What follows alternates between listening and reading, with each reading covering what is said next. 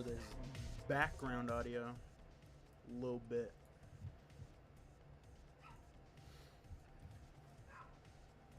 Woo!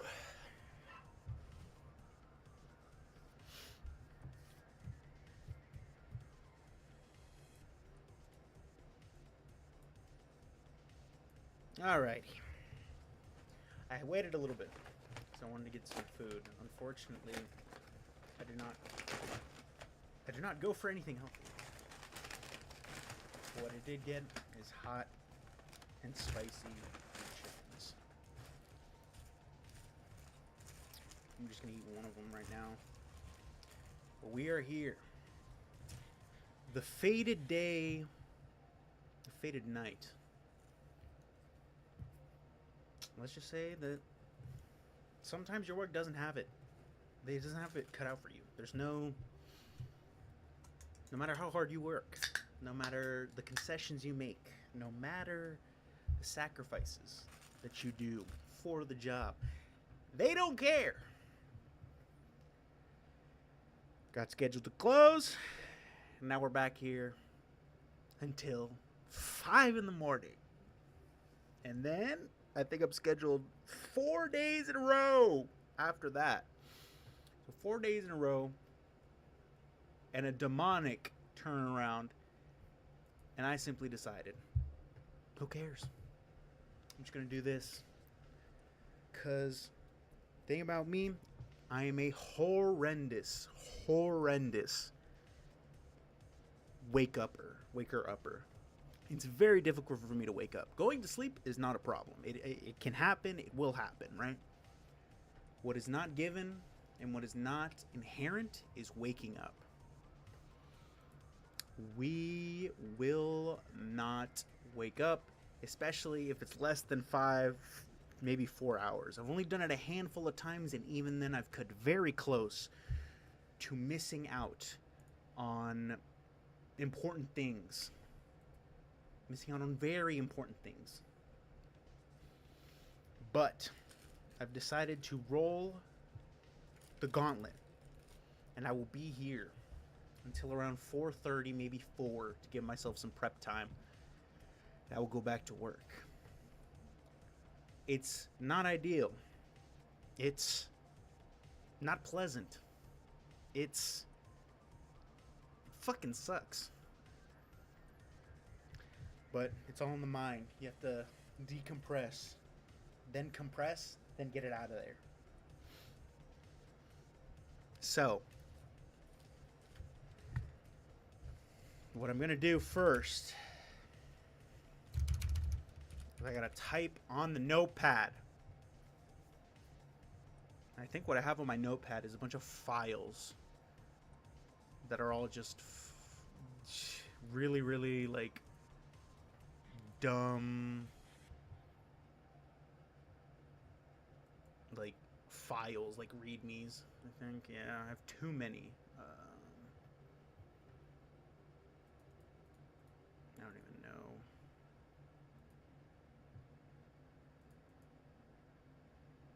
Can I close all of them? Nope, that just closed the whole thing. New markdown tab. Recent. Close window. Exit. I can't get rid of all of them. There's no bulk way to get rid of all of them. Alright, let me see. Hold on.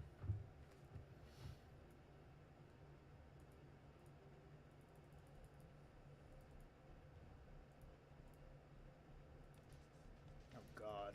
There is a lot. I don't even remember half of these. Okay.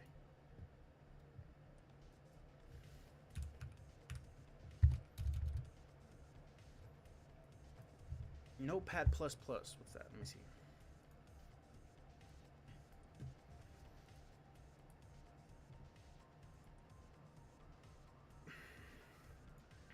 This looks like malware, but fuck it.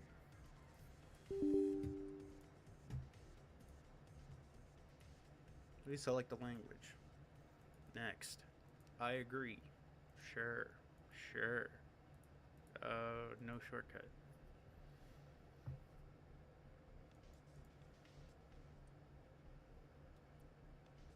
Okay, I don't care about the change log. Can we put in a dark setting, please? Dark mode. Let's go. All right.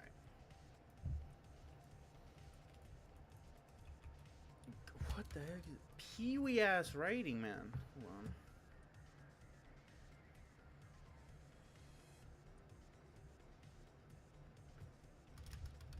Oh, it's like fucking, it's like coding. Okay. Maybe Microsoft Paint.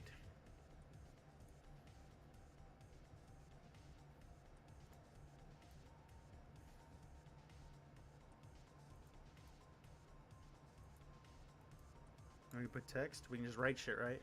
Excellent. This will work.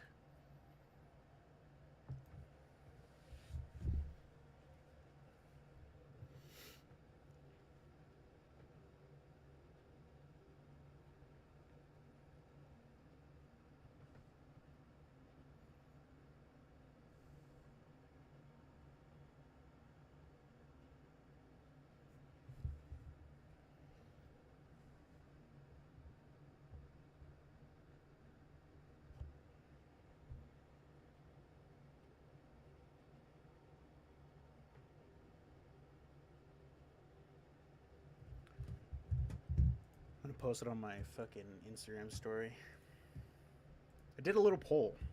We'll cover the results of that poll a little later. But I gotta get my fucking the link of my channel.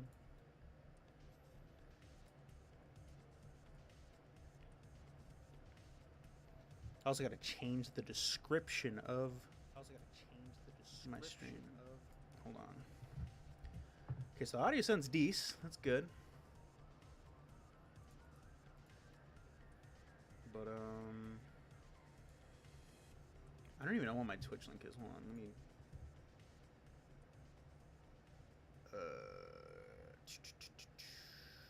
Channels and videos. Link title. Link URL. Oh, that's my social link. What the fuck? Stream key. Reads. Alerts.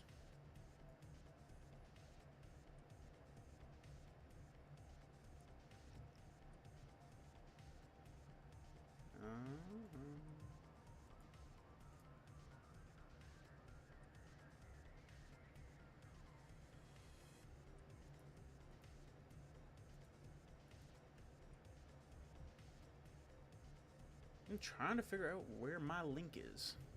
But I can't remember. Is it edit stream info? Nope, it is not edit stream info.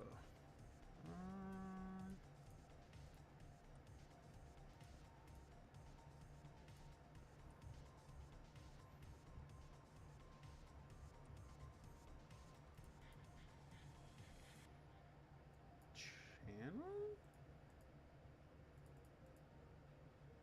Ah, fuck it. We'll just copy that link that's up there.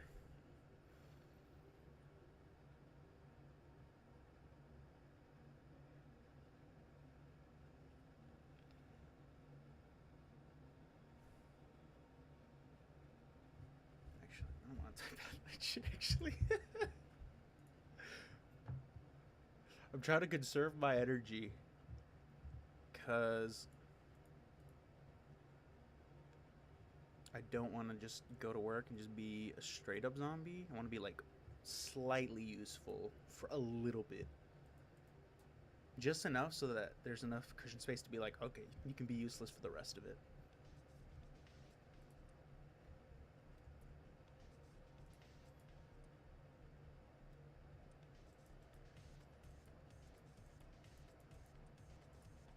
Shit, I guess we'll write it down there. Fuck. Unless I log in. Hold on.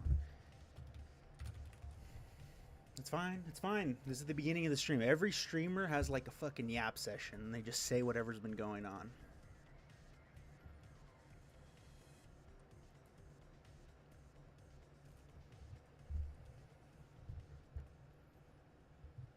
Every streamer has a yap session. I don't have much to say right now because I'm trying to figure out where the hell my link is.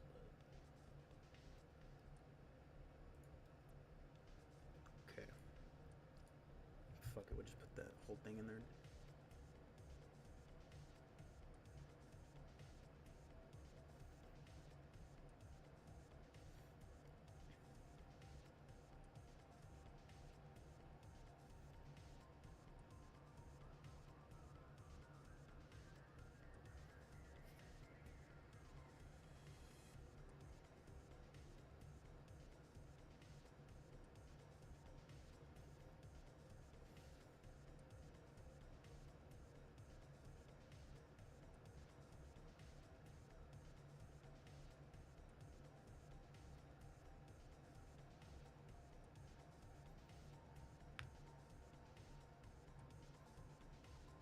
I'm clicking the link on my story to see if it'll take me there.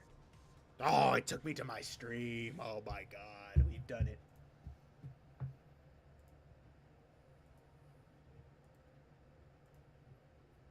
All right. First things first on the agenda, the itinerary. I don't know what I'm going to do, but I have been thinking, and I have a couple of ideas that could potentially be utilized. So first off, we're going to raise the text to 60, probably. Not 560, 60. Perfect, okay? And we're going to go Times New Roman because unfortunately I've been brainwashed by academic teachings to always use Times New Roman because it is the one that they always use, right? The roadmap. Or not even that. Potential roadmap. Let me take a bite of my chicken.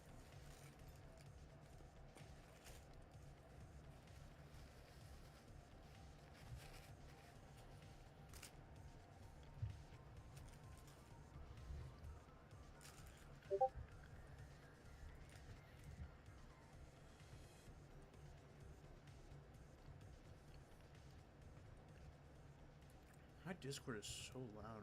I gotta stop. I gotta untag myself from these Discords.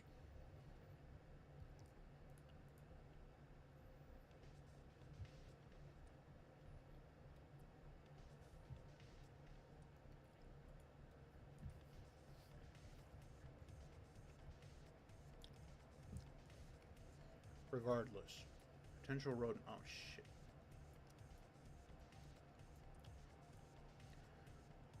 Here are some potential ideas that I have thought about.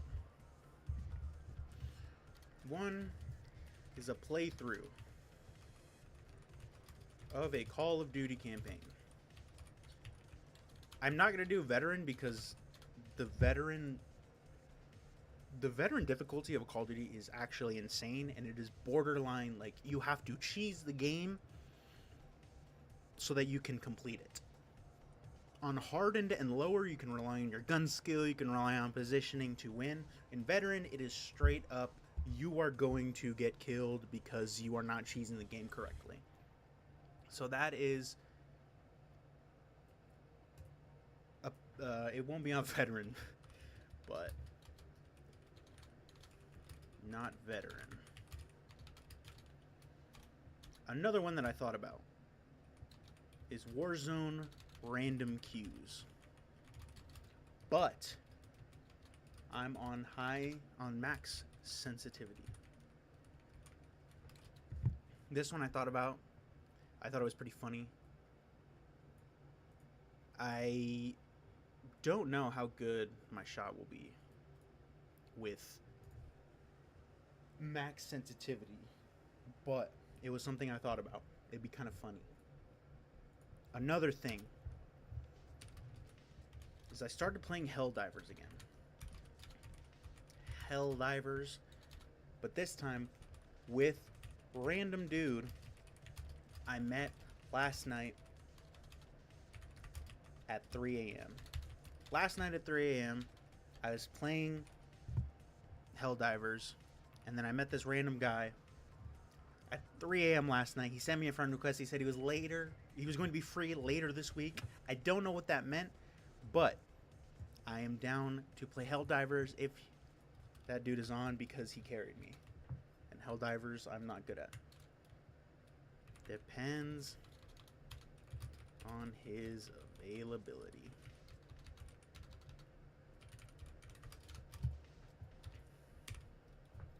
Another one that I thought about is going for a nuke in Black Ops 6. Mind you, this is the worst thing I've ever had to say as a Call of Duty player and a fan of Call of Duty since as long as I have lived. I have never obtained a nuke. I have never, ever have gotten a nuke in a Call of Duty game. It is the worst thing that I've ever said or I've ever confessed out loud. But it is true. This one will be super sweaty though if I do this, because if I'm talking super sweaty, I'm leaning into the screen. You're seeing my face go like this,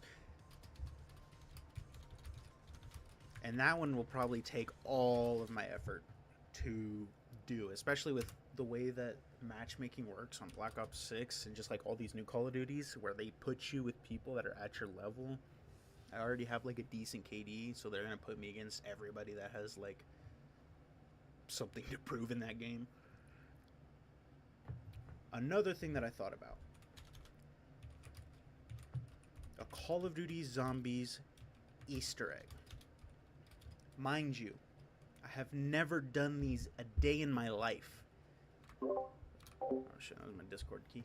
I've never done a Call of Duty Easter egg solo other than like the Cold War Zombies map Easter eggs, and even then those are like holding your hand, my kid's first Easter egg, so that doesn't count. The only Easter egg I think I've done is the Mob of the Dead Easter egg, and even then that Easter egg's not that hard, and you can't do it alone, so I can't even do that one. It'd have to be in Black Ops 3 because that's the one that I have right now. But that one maybe not ideal because I'm gonna have to be looking at instructions every now and then, and I don't really want to do that. So that's tentative. Let me check my notes because I was taking notes. I took notes on this very briefly. Or an on-stream rant / analysis off the dome about Call of Duty, specifically maps / realism frogs.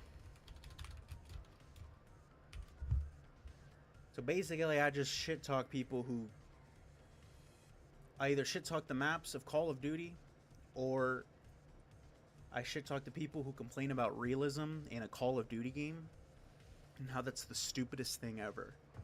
Because there, at least in a Call of Duty game, there shouldn't be realism. I kind of want to do this first because it'd be kind of fun, or just a general rant on Call of Duty, because that is, I'm fairly passionate about it. It's pretty fun to talk about it because it's like the one thing I know about. Unfortunately, I had the choice of many amazing game franchises, and the one that I choose is Call of Duty. And I'm still a part of the problem now. Let's see. Do I have anything else on my notes? Oh. These are the potential... Oh, shit. I don't know how to do... Okay, that does not work. Hold on. Let's do a segue here. The potential Call of Duty campaigns that I could play through. Infinite Warfare. This one I'm very partial to because, in my opinion, minus the Black Ops and the Modern Warfare trilogies, this is probably the greatest campaign in the franchise. I'm a big fan of it. It has a lot of good heart to it. It's pretty fun, especially considering it's like one of those like futuristic Call of Duties. It's very fun to play this because of the of the vibe and because of the context of the story, it's pretty good. Another one we could do, Black Ops 3. The problem with Black Ops 3 is that Black Ops 3 is a mess of a story. It makes no sense. There is no cohesion to the story. It is literally a fever dream of a story that has multiple things going on at once, and somehow they're taking elements from that campaign and putting it into the campaign of Black Ops 7, which I'm not a fan of. Nobody likes this campaign because the story doesn't make sense. Nobody likes it. Another one that I could do, Modern Warfare 1.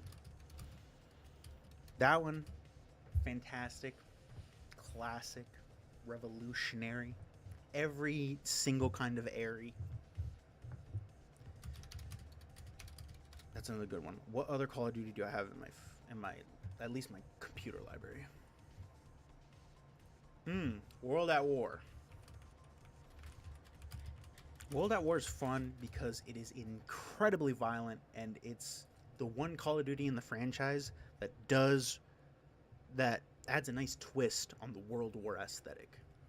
Like Call of Duty before the World at War, which is the 5th Call of Duty, there was Modern Warfare 1, which was a modern interpretation of warfare.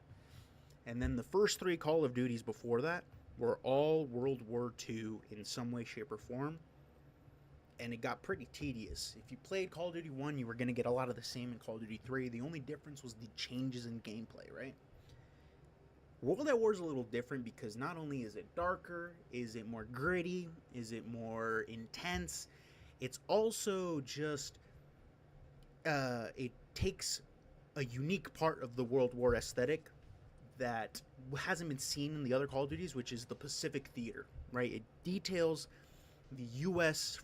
advancements into Japan to dethrone the Empire and to basically set up the defeat of the Japanese, which makes the campaign pretty interesting. The American side of the campaign is fun. The Russian theater of the campaign is also intense. Like, you literally storm the Reichstag. You literally storm the headquarters of the German forces at the last mission, the semi-last mission, and you plant the Russian flag on top of it, which is pretty sick. And it's something that really hasn't been done before. World War II, Call of Duty World War II was a decent Call of Duty, and it was a more personal story, but to me it never hit at that level, right? But these are the potentials. I kind of want to do this. This is very likely the one that I want to do, or one of the ones that I want to do. Warzone queues, maybe. It's entirely dependent on whether or not, like, there's good vibes with the randoms. Helldivers is incredibly dependent on the dude that I met last night. Going for a nuke would be kind of rough, just because I'm not in the mindset to just dump on everybody. An Easter egg would be kind of annoying because I'd be researching everything and I'd have to pick a map that, like, I'm good at. And even then, I haven't played zombies in a while, so my fucking skills are off. But this, like, an on-stream rant and discussion about Call of Duty would be kind of fun, because I have a lot to say about the franchise, where it has gone, where it has, or even just, like, hold on, / post MW19 trajectory. That's a fun one to talk about. And I'd be taking notes. I'll be taking my little notes. I'll be doing, like, some analysis off the dome, because that is a very interesting part of Call of Duty. The trajectory of the franchise after Modern Warfare 2019, because that's when it basically changed. Everything everyone knows about Call of Duty is after post Modern Warfare 2019. Let's do 2019. Because people are like, Modern Warfare 19, what is that? It's the latest Call of Duty.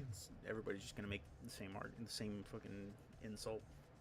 So, I'm very much leaning towards these two at the very least. I'm not gonna lie to you, I don't know how long it's gonna take to play the campaign, especially if I play on like hardened or like regular. But I'm definitely interested in doing potentially these two. Let me change the background music. The background music is Tekken music because all the YouTube videos I see use Tekken music. And even though I think it is copyright, all of the YouTube video, like the video essays that everybody has, they have all of the music from Tekken. Like half of it is Tekken music, and I fucking love Tekken. Tekken is top tier. I would have Tekken on here, like a Tekken session, but that game has like 100 plus gigabytes, and it will probably take the entire time to download it while I'm streaming. Let me see. Here's the soundtrack playlist. Yeah.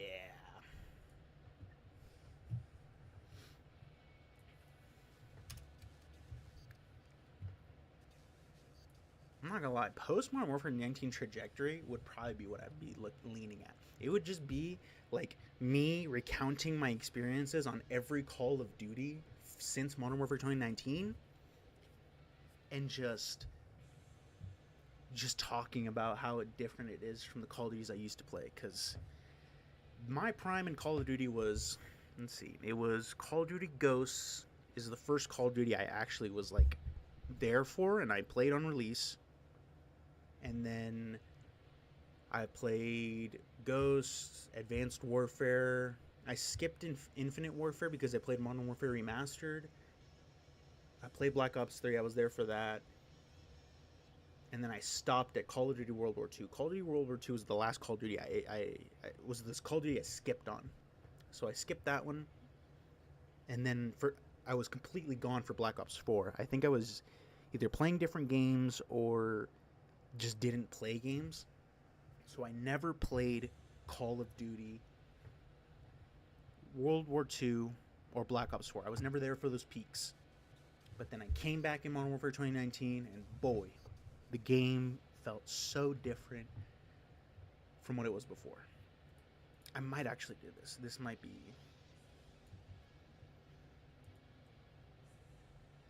the one, actually. I might do this.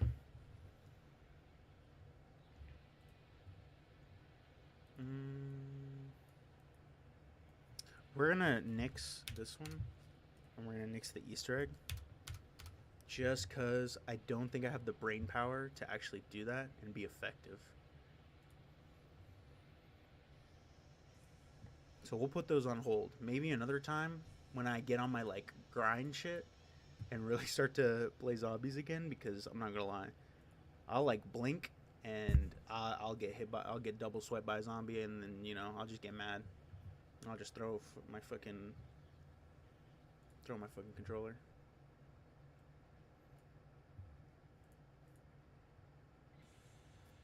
Let me change the song. I keep having it on loop because I keep thinking I want it to repeat, but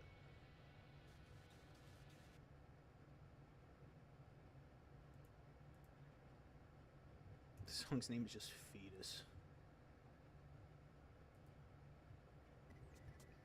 Oh yeah, this one's vibey. I think this is the airport stage on Tekken 4. This is from the Tekken 4 soundtrack. And this is the one where you fight. It's just like on an airplane hangar, or not even an airplane hangar, but like the place where the airplanes land.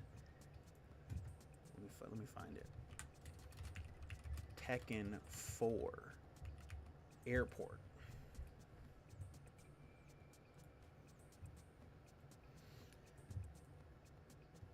Yeah. So basically, you're just fighting in an airport, like landing strip. And it's just that. It's just a giant space, but like it's so like the vibe of it is so beautiful. What the fuck? Okay, I should stop scrolling around Google Images because something's probably gonna pop up soon. But yeah, you just fight in an airport. In Tekken 4, all of it was just you fighting in like random like public areas. There's one where you're fighting in a mall. Like this one, you fight in a goddamn mall. You're fighting in a mall, you're fighting in a jungle, you fight in like a nightclub.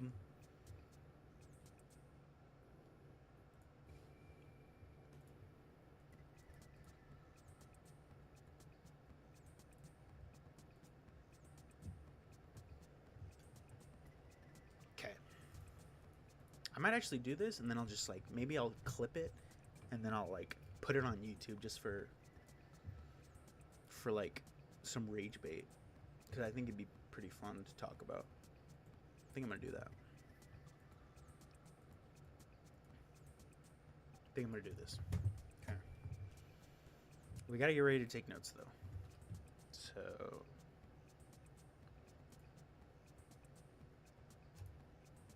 nope, that's that.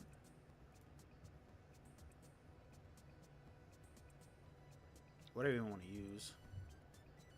I guess we'll use that.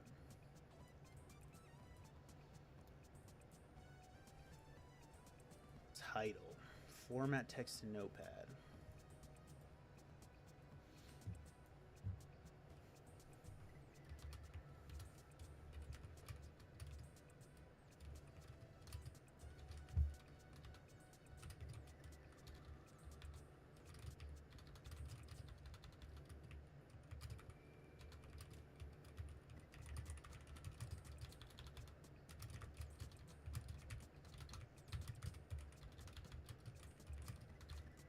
I don't even know if I'm going to title everything like that. Is that even how you spell ramifications? No.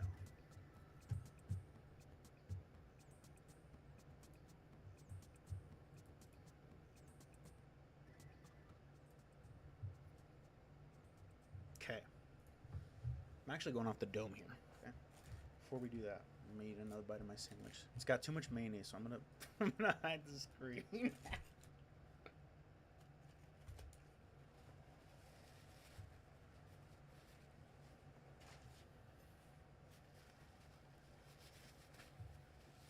All right.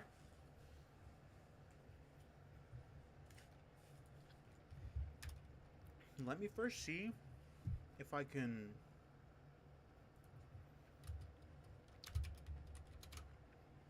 Oh God.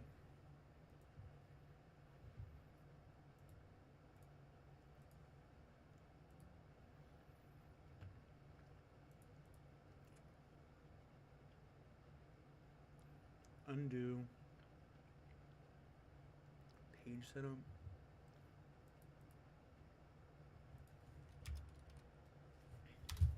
This looks kind of small. Can I zoom in? Let me see. Oh yes, perfect, perfect, perfect. Okay. All right. Can I adjust the text size? Oh. Okay, that's fine.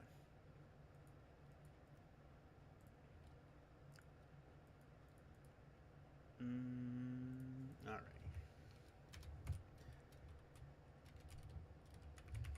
Modern Warfare 2019. Hold on, let me put this on the side and then like have this very tinily in the background. Hold on. Actually, hold on. Why do that when I can pop the text up? This was for an earlier stream where I did Solo Queue Resurgence. I actually won one with some randoms. That was actually pretty fun. Shout out to those guys. I don't remember their names, but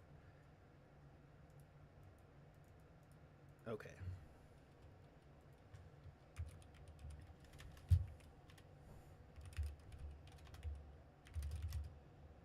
Of COD post Modern Warfare 2019.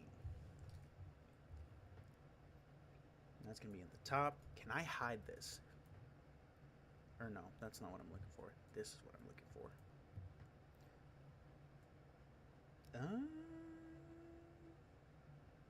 Sure, we'll do that right there. Okay. So what we are doing is I'm going to be brief, not briefly. This is not brief, but I will be talking about Call of Duty, specifically Modern Warfare 2019.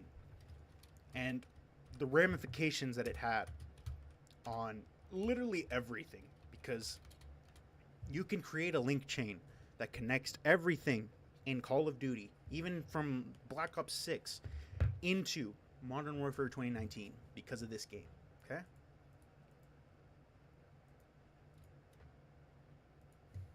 Let's just do that. Modern Warfare 2019, okay? The thing about Modern Warfare 2019 is that it was the make or break. It was the make or break of the entire franchise. At this point in time, Call of Duty was on a slump.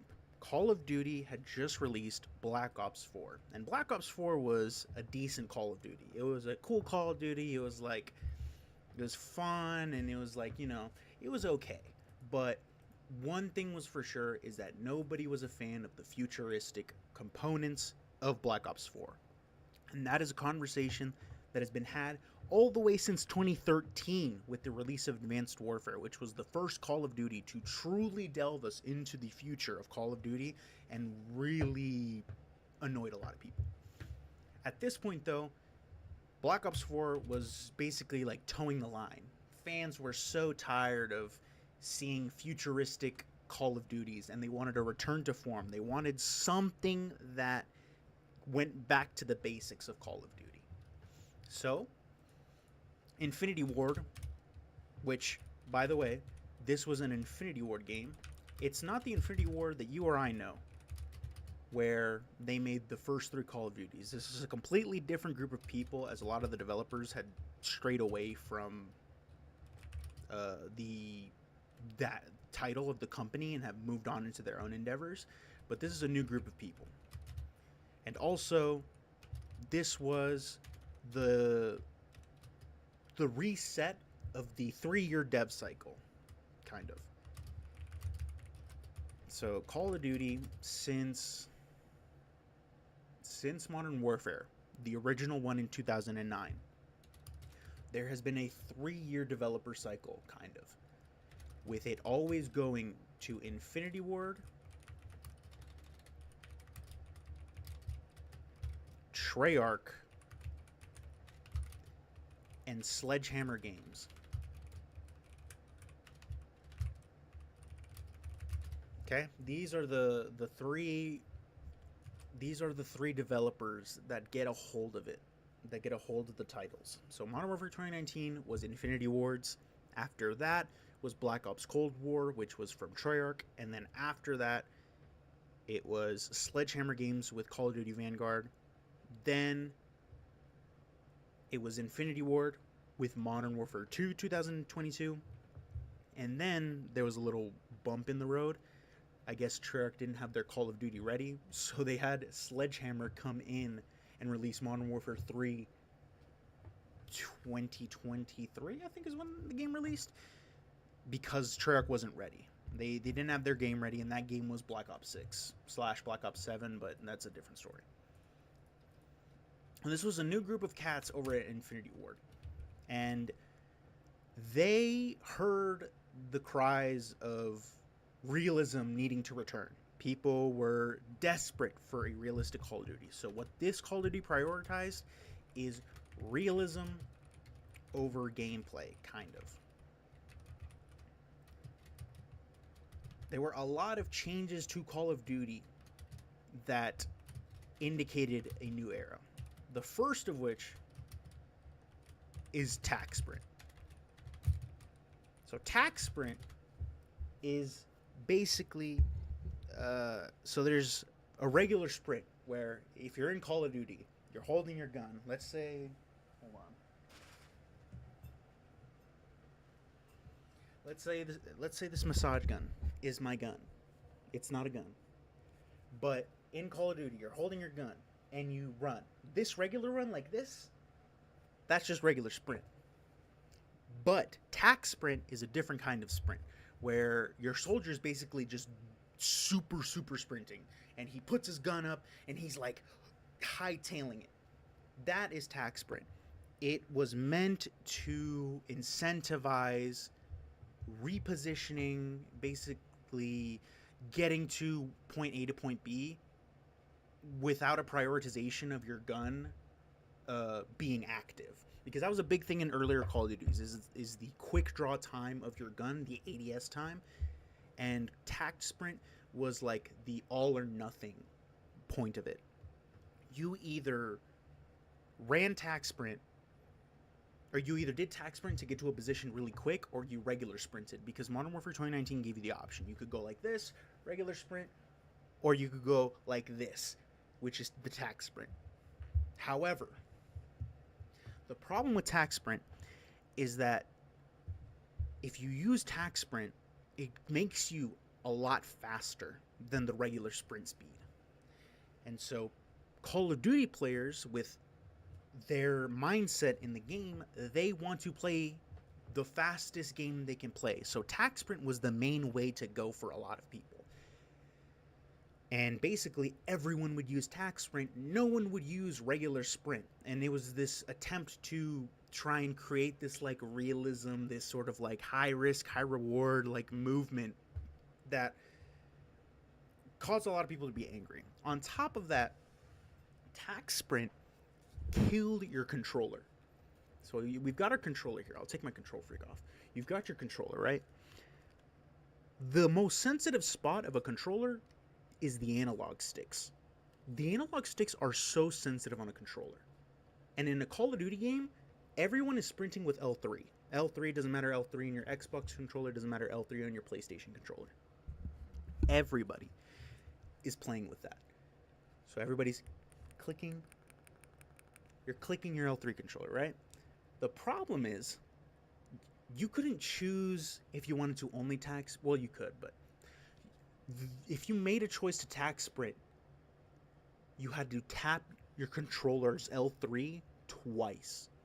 2 times. Which, if you go like this, that doesn't sound bad in singularity.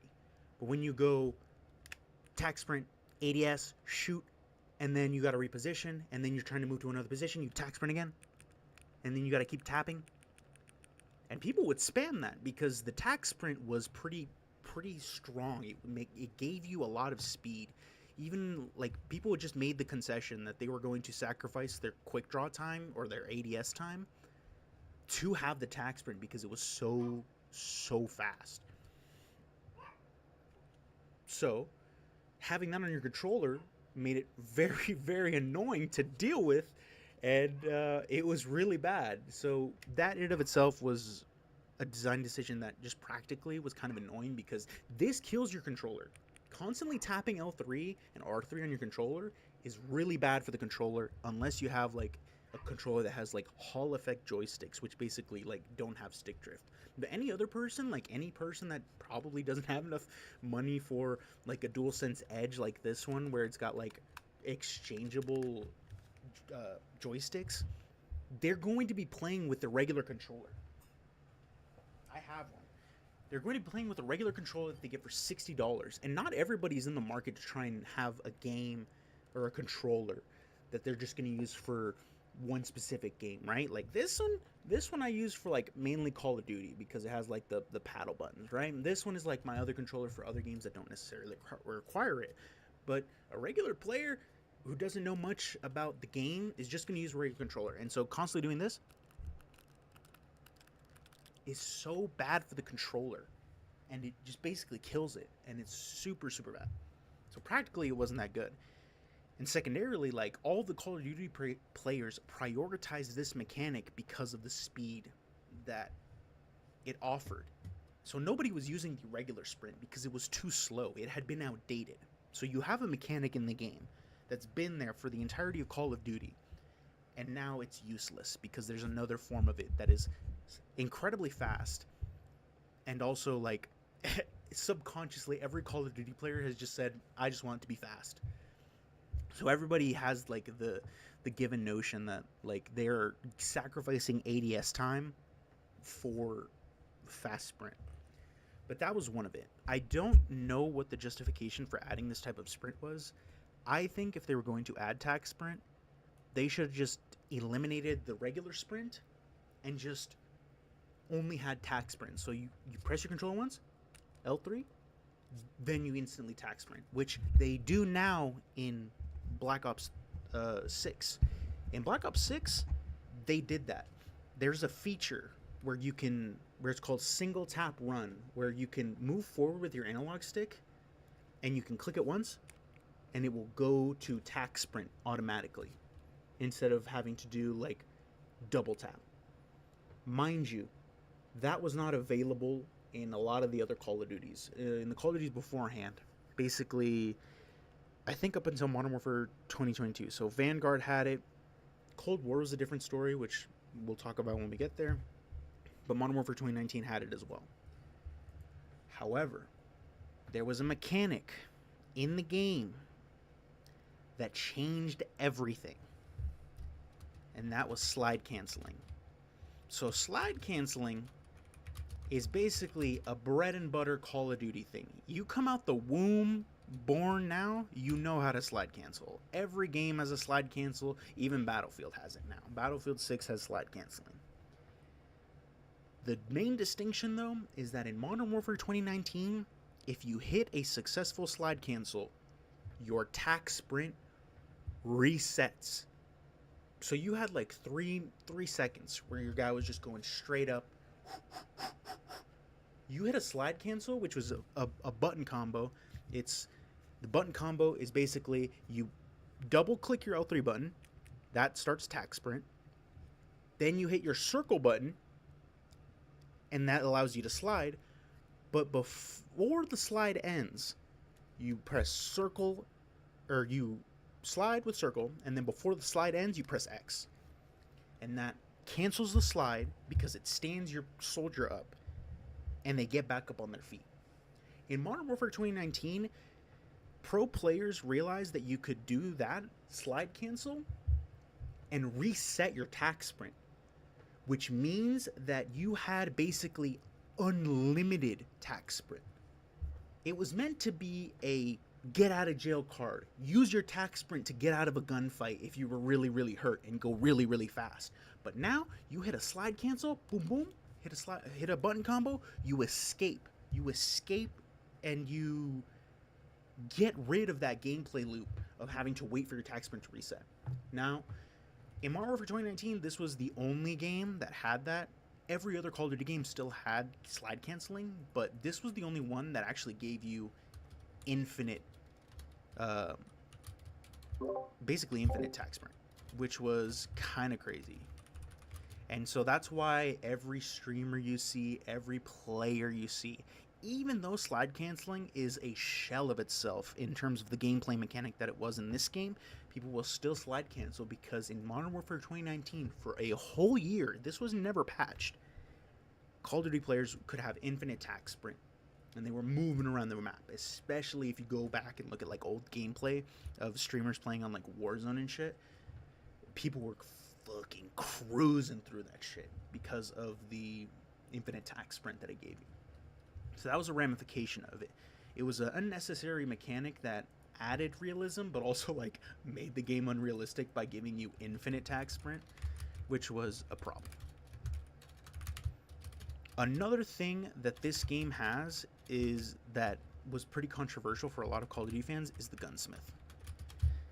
So the gunsmith is basically, let me see if I can find a picture of it while I'm doing this.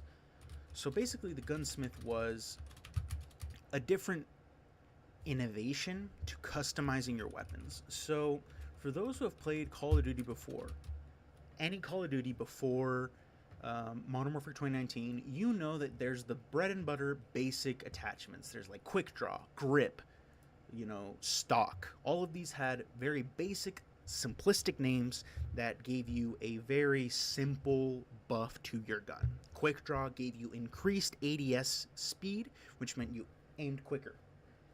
Stock, you moved around while you were aiming a lot faster, and it was really, really fast in the old games. If you go back to the old games, you put on stock on your gun, you move so quick.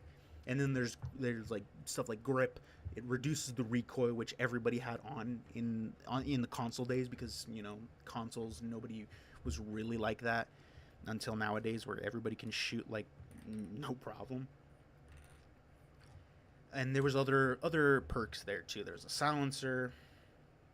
There was a silencer that you could put on your gun. You know, you don't appear on the radar when you shoot your gun, so on and so forth.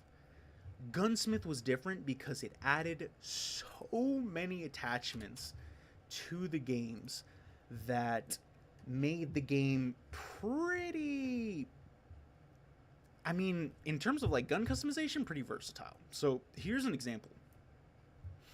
So this right here, let me move my camera.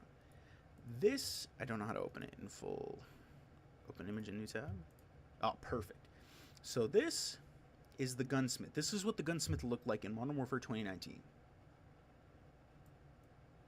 trying to move my foot. So this is an example of that. We'll try and keep ourselves right here. So basically you had all of these customization options, and all of these customization options, out of all of them, you were able to have 5 in the original Modern Warfare 2019.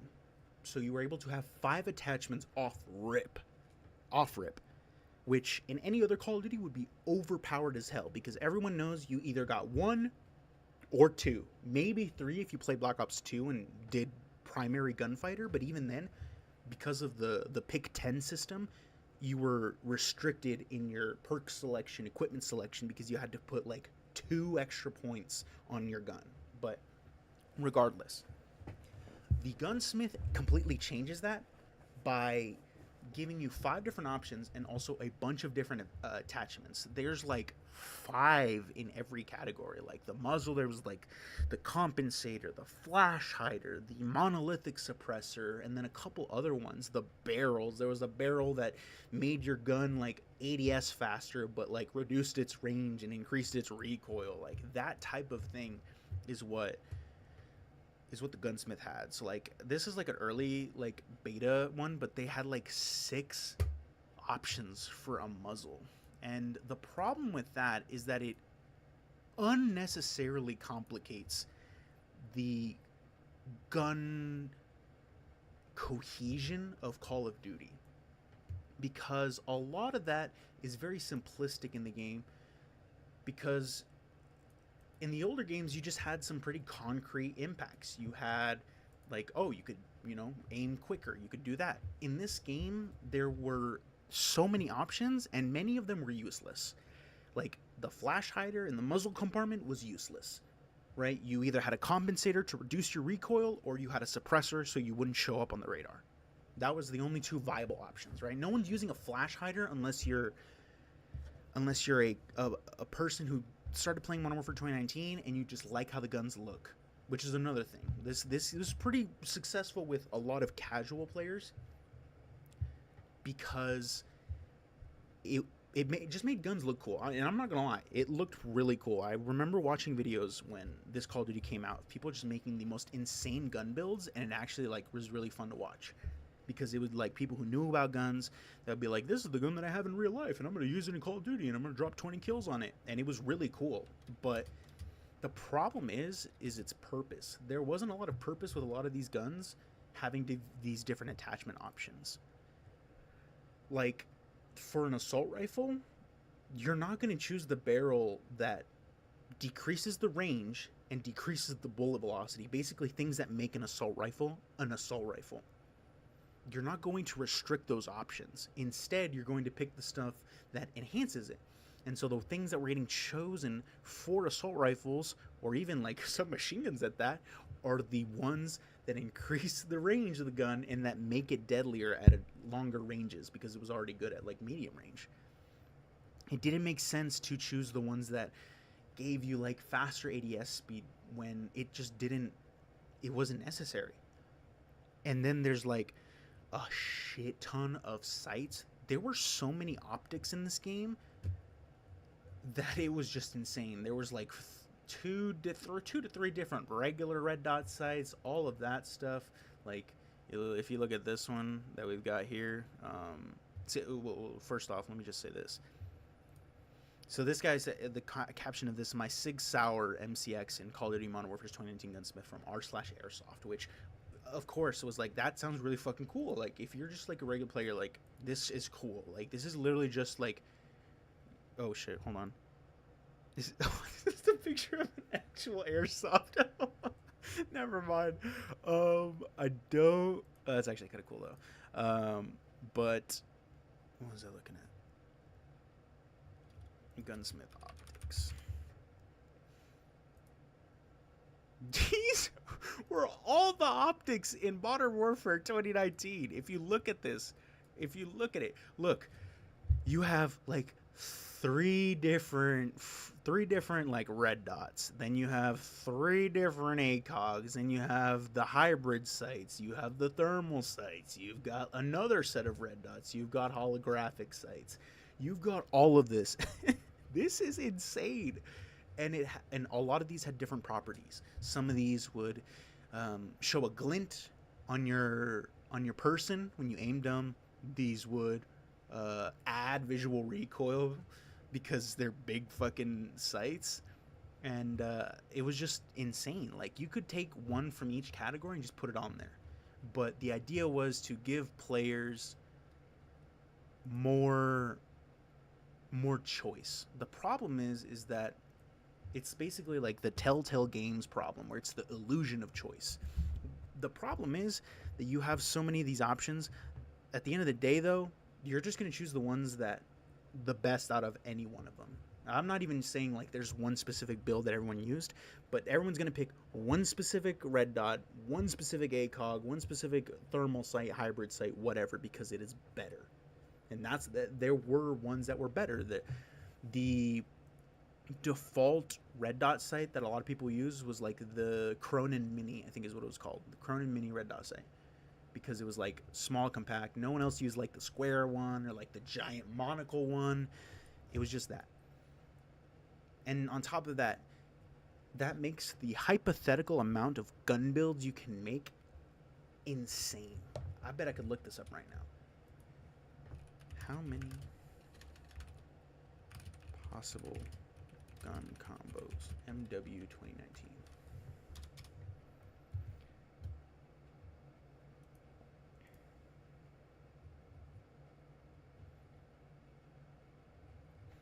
Well, it doesn't really have much on here. The AI overview says that it's like near limitless, but if you have there's 5 different options for the muzzle, 5 for the barrel, 5 for the stock, 5 for the grip, 2 or 3 for the magazine, plus all of the optics. The combinations are so wide, and that just seems like a pain to get used to, because a lot of players are just going to say, like, what red dot sight is the best? And then you're going to have everyone doing their think piece on what the best gun is, or what the best red dot is for whatever gun. So the Gunsmith is that. It was a positive for more casual players, but at the end of the day, I feel like it was like more of an illusion of choice. I think what they should have done is that they should have the optics or just like different attachments, and then you give them different looks, different skins, different like, so like say you have like one red dot sight that's a circle, but you can change it to a square red dot sight. There's no change in the statistical value. There's no change in the functionality, just a change in the aesthetic. Because at the end of the day, that's what a lot of people look at when they're customizing their guns in Call of Duty. But the Gunsmith just made a simplistic game more complex. That doesn't mean that it's horrible, but it is something that is like a ramification of that. Now, the third one, what was the third one that I was focusing on? Can't remember what the third one was. Oh, the third one, time to kill. Now, this is something that will always plague the discussion of Call of Duty. It will always... It's a tale as old as time. This has been a conversation in older Call of Duties as well. So let me just say that a lot of the older Call of Duties had insane time to kills. Like Call of Duty Ghosts, you could die so quick. I'm pretty sure there's a ranking of the time to kills in every Call of Duty. But regardless, in my opinion, I do believe that a longer time to kill is better because it adds just a little bit more variety and fun into the gunfight.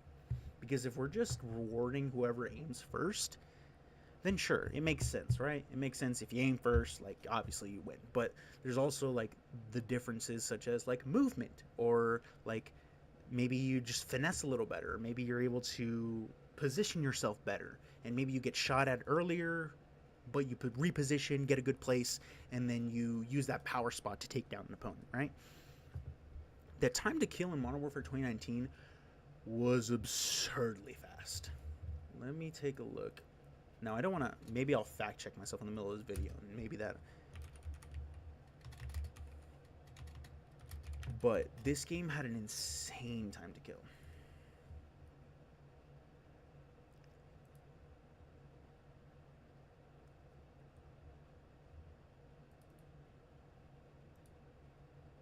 Okay, so it wasn't the fastest, because I will say, just to make sure that we're completely out in the open and like being very honest, the very fast Call of Duties that have fast time to kills are Call of Duty 4 and Modern Warfare 2 and World at War, right?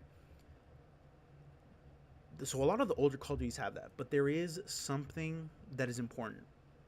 In those earlier Call of Duties, we were all playing on consoles. Respectfully, no one was playing on PC then. Now we're all playing on $1,000 PC rigs where your reaction time is just dependent on whether or not your hardware is up to snuff. And on top of that, there was a delay in the consoles that made gunfights feel longer because of the responsiveness of the console. There was an inherent slowness to it. But nonetheless, the older Call of Duties did have a higher time to kill. That is true. But Modern Warfare 2019 was the one where like everything was starting to get streamlined. Everybody was either like playing with the computers, or just everybody was getting on that wave. And just on top of that, consoles getting better. At this point, it was the PS4. The PS4 Pro was out. Xbox Pro, or not the Pro version of Xbox, but you know, they were getting better as well. So the responsiveness of the game itself was increasing as well. The time to kill in this game is absurdly fast. And in this game, you have 100 health. You just have a straight 100. You could get 2-3 bulleted. It's over. Now, that's not a horrible thing, but it is difficult because it's another thing that caters to the realism over gameplay aspect that makes it hard to justify playing this game for fun, because this game incentivized a lot of passive tactics. It incentivized camping, it incentivized staying still, which meant that a lot of those players were just going to hold down their sight, and they were just going to wait for the first person to come into their sight, and boom, they're done. That in and of itself is a problem, and we'll be talking about those problems. But this is one of the bigger issues, the time to kill, and we'll tie it into the flaws that this game has, which I'm going to talk about now. So those are the facets of realism over gameplay. That's one tenet of why the game itself was kind of weird, right? But now we're going to talk about the straight up flaws in the game. And before we go any further, I will be talking about Warzone because it ties the whole thing together. But the flaws of this game. Off the rip. Hold on. We got to do this. Flaws. First flaw, the fucking maps. The maps in this game are some of the worst I've ever seen in a Call of Duty game. And I've played Call of Duty Ghosts. Call of Duty Ghosts' maps were horrible. There's a map where it's like Stonehaven. It's literally just Stonehenge that you're playing in. And it's a giant field of just rocks and a castle, and it's all over the place, and there's so much open area. But this game has some really bad maps. Now, it's not the bad kind of maps where they're, you know, just like poorly designed. They're just fucking massive. Let's take a look at some of these. So one of the ones that I wanted to share is Grozny Raid. Grozny Raid was like one that a lot of people played. So just to refresh our memories for people who did play this game, this was like the little Russian town, the Russian town, right? This map is fucking massive. This is funny, actually. They have call outs for all of this. This is a huge map. So let me move my thing right here. These call outs is insane. Hold on.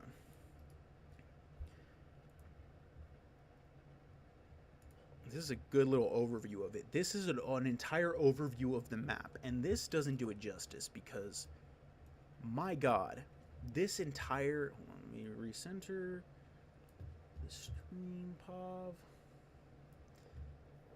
and then do that, and then we'll just like put myself like, I don't even know where I'm gonna put myself. Well, I guess right here. Whew, this map is massive because, let's see. This entire warehouse here is an area. There's a giant open field. It's basically like one trench, and people would use it to cross through to the other side. But it was giant. This part right here could have been an entire map by itself. It wouldn't have been a good map, but still. There's this whole area, and then there's this whole mixy area. This is where everyone got busy. There was like 4 sets of buildings. There's this building, this building, this building, and this building where people would like go in and out of and like exchange gunfights, right? There would be some decent action here. But everywhere else on the perimeter of the map was a straight camp fest. This is the road of death. There's an iconic video of, hold on, 2019 dying clip, I think. I don't even know. Maybe it's the Grozny raid clip.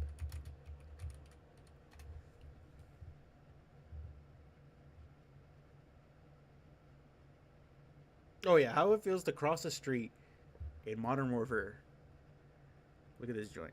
Okay, so he's playing the game. This is one of the main buildings that people would play in, and so he's probably trying to get across, and he's trying to get an angle or trying to get into the action, right? So he's taking a look. He's watching his angles because you could get looked at from both sides of that. People were on this building and people were on the other building he just looked at.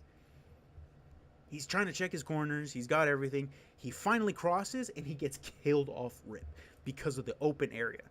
And then look at the kill cam. Look at the kill cam. Look at the kill cam. And look how fast he dies. Look how fast he dies. He dies so quick. Hold on. Let me see this joint. Hits him with 1,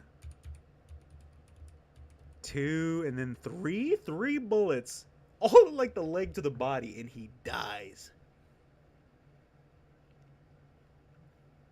Like, that in and of itself is insane. Oh, and then he just dies fucking doing all that shit. But, yeah, the maps were bad. They were too big. That was the problem. That was the main theme of this game, is that they were too big. They were too big, especially because the player count was still 6v6. There were occasionally playlist updates where there was like 10v10s or 12v12. But for the initial release of the game, for the first like couple of months, it was 6v6. 6v6 on these maps. There's another one. There's another map. Arkalov Peak. Arkalov Peak is this also a giant map. It is a ginormous map.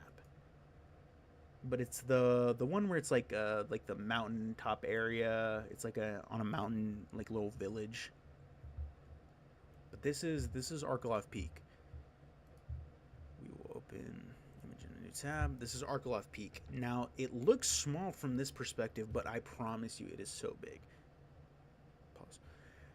But so stuff like this. This whole area right here is an entire open area. So let's say you spawn on this side. If you spawn on this side and you're trying to take a route or take a different approach, going straight through the middle is almost certainly death, because there were buildings and like a side building right here that people would camp at, and they would stop you from crossing. So going straight down the middle wasn't a smart idea. So, okay, let's take a route. We go all the way left. It's a giant open area with a building in front of it. An entire building that is planted right in front of it so that they can instantly like, so that who's just watching through the window can instantly beam you. And there's no cover. There's barely any cover. There's this one shack that's right here, and even then it's too close to your side to even be considered like a major movement. But there was that, and there was this area here on the right side of the map. If you were to go through this right side, it was a little better, but even then, there was an entire open area right here where if somebody was like sniping, you're done. Or if someone was like hiding in one of the corners, you're done. And that was another ramification of these big maps, is that there were so many spots that you had to check that any spot that you did not check was probably going to be the one that caused you to die. And so there were a ton of different corners, a ton of that. Now, playing corners and all that is fine in a Call of Duty game, right? If you play with your advantage, you should be doing that. However,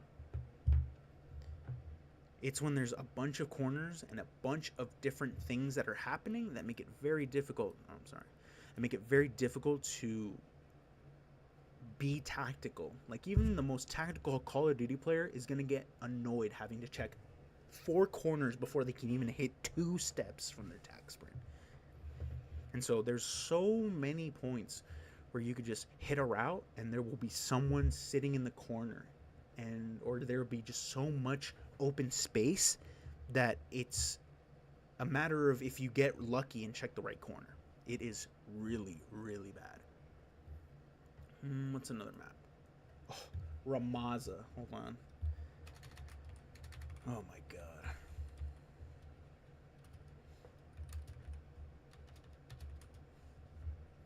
Ramaza was another map that was like literally like actually like insane.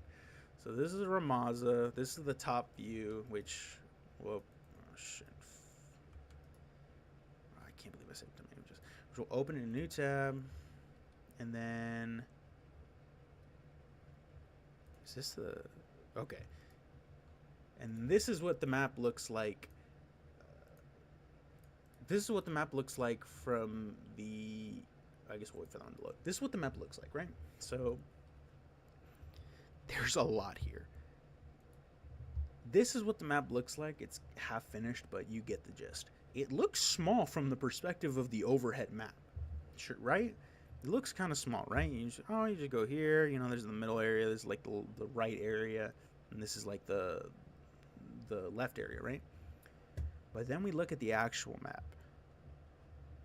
This place right here is where you spawn out on one side, and you could go all the way through this side, and this side, and that's the left lane that I just talked about. You could go down the middle, and there's a building right here, a little outpost right here, and then this was like a demon head glitch that people would use to stop you from getting through. But then there was the construction site.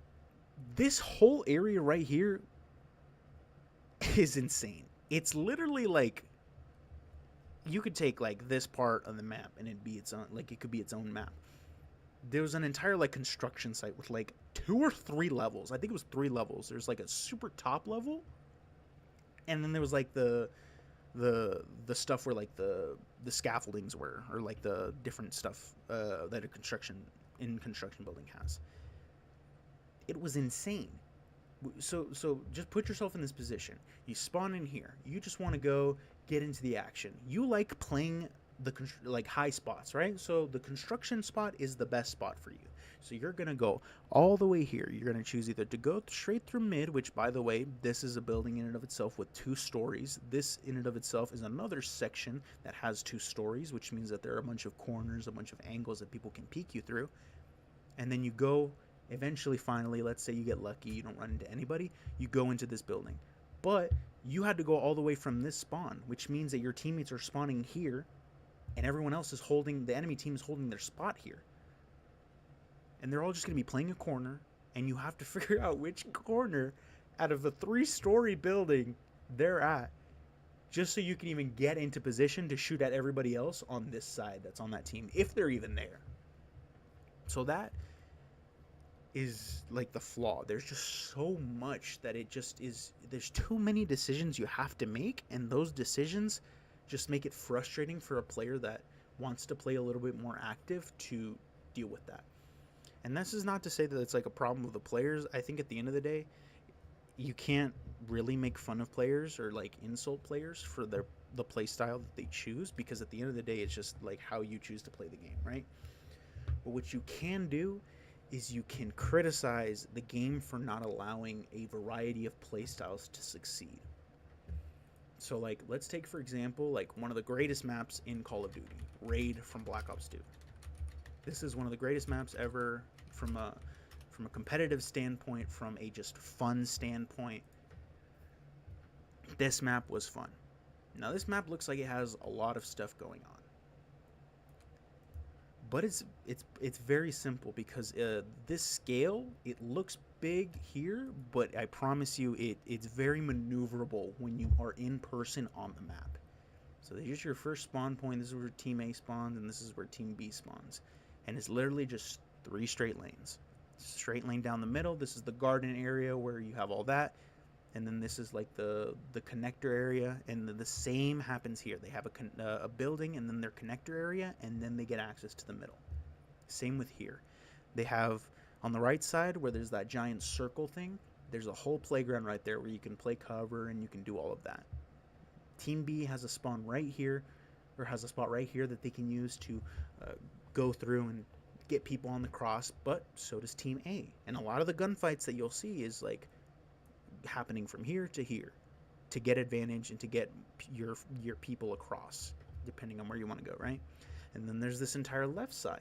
There's this left side that has basically the building, right? The building with the glass panes. This is pretty good because it allows you to look through the entire map.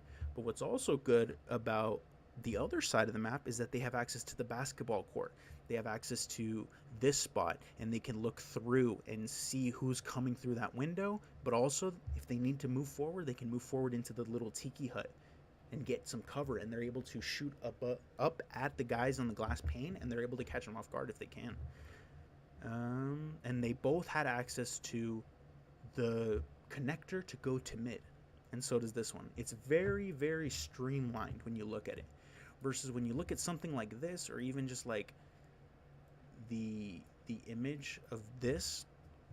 There's so much because of the buildings. There's a building right here, there's a building right here, there's a building kind of right here, or right here. There's a lot of different moving pieces, but those moving pieces have no cohesion, which is what makes these types of maps annoying. So that was one of the main problems. Eventually, once the DLC started to come along, or when they started doing the season passes, eventually it started to get better. There were some decent maps, but the main line launch set of maps, which a lot of people will play, is so big. So that was that. Maps are too damn big. 2 was no Dead Silence perk. Here is one that a lot of people will deem controversial, but I'll also add this. Insane audio. So this is a problem with most of the Call of Duty games, but since Modern Warfare 2019 and the decision to cater to more realism, the audio in this game is so loud, and it's so loud in basically every other Call of Duty. Modern Warfare 2022, it's the same thing. Modern Warfare 3 a little bit, but those have at least a perk that makes you a little more quiet. Modern Warfare 2019 just didn't have that. It had Dead Silence as a field upgrade, which field upgrades aren't new. They've been in Call of Duty before, I think. No, actually, I don't think they have. I think field upgrades were unique to this Call of Duty, but basically there was a mechanic known as the field upgrade, which basically gave you a special thing that you could use that was on a timed meter, and it either had a fast cooldown, a slow cooldown, or a medium cooldown, right? And so you could choose between like a trophy system, which destroyed oncoming explosives that people were throwing at you. There was an ammo box where you could refill your teammates' ammo. There was the deployable shield cover, which gave you some extra cover if you didn't have any, those types of things. One of those options was Dead Silence, and Dead Silence in the past has been associated as a perk in Call of Duty. It was a perk in basically most of the Call of Duties. It was a perk in Black Ops 2, don't remember if it was Black Ops 1, but Modern Warfare had it as a perk consistently. And basically, like, this was one of the first games where, like, they straight up told you, you don't have the decision to uh, hide your footsteps as a perk, which was controversial because, for one, like, it took away your decision making, right? Because to invest in a perk such as that incentivize you to play a different way. When you have dead silence, or when you have the ability to be quieter, it incentivizes you to make more plays around the map, to move around more, to flank the enemy more, right? Do all of these different things that make it that cater to your playstyle. So I would say, like myself, I love playing with dead silence because I'm a player that likes to push the pace. I like to be in your face. I like to move around. I don't like to stay in one spot or try to hold one specific area down. That's not my playstyle. So in a lot of Call of Duties, I would choose dead silence so that people wouldn't hear me from behind with their Astro headsets or with their gaming headsets, which a lot of people have, and they would just, they would do what we call in Call of Duty sound whoring, which is basically just like listening to audio cues and playing off of those audio cues, which, if you do that, you do it, right? I do it all the time in Modern Warfare in this iteration of Black Ops 6. And in Warzone specifically, because Warzone just straight up has no dead sounds. It's not even a field upgrade. It just doesn't exist. Everybody has loud-ass footsteps, which means everybody hears you. But not having it as a perk was a big decision because even though dead silence was a field upgrade, it was very conditional. Not only did you have to obtain dead silence first, but then you also had to use it for a specific amount of time. And the only way you could extend dead silence was by getting kills. So you had to keep getting kills in order to extend your dead silence. The problem is that that's a kind of a catch-22, because what if you don't want to play for a kill immediately? What if you want to use your silence to get into a flanking position to, potentially make a game-changing play so that your team can obtain the flag on B in domination? That's not allowed because you have to get a kill. And that kill will bring attention to you, and that will likely get you killed instantly because, as you saw from that clip, you get deleted in this game. So it's those types of things that harm the player expression that's in this game. And I know people will take player expression to the highest degree and be like, oh, like in Fortnite, people will be like, oh, keep builds because it's player expression to the max. But it's like here, it's like it hurts player expression through playstyle, because in other Call of Duties, there was always a wide variety of playstyles. You could play the flanker. You could play just straight up, just gunfight everybody and win your gunfights if you could. And if you had that, like, it was a high risk, high reward, right? And there were also people who would hold down areas of the map that would, just beam people from a specific spot. They'd put claymores on buildings. And even though we hate those kinds of playstyles, it still was a matter of player expression. Now that player expression is significantly decreased because of the decision to not have this. On top of that, the audio of this game, the guns are so loud, man. They're so loud. It's I mean, listen, it's obviously like a catering to realism and like the true nature of guns, but dude, it's a Call of Duty game, man. I'm not trying to have this gun ring in my head every time. But like, let me look this up. Modern Warfare 2019. I wish I had the game, but I don't have it on PC. I would load it up.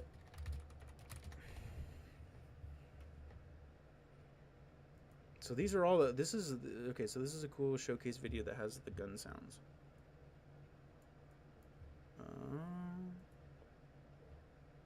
The hell? That's weird.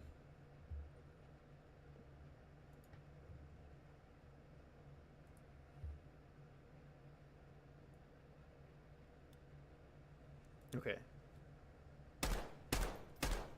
This is Black Ops 6.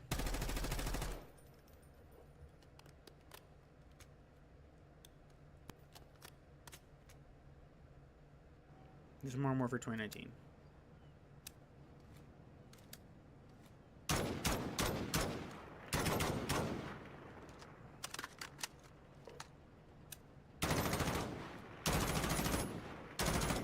I haven't changed the audio.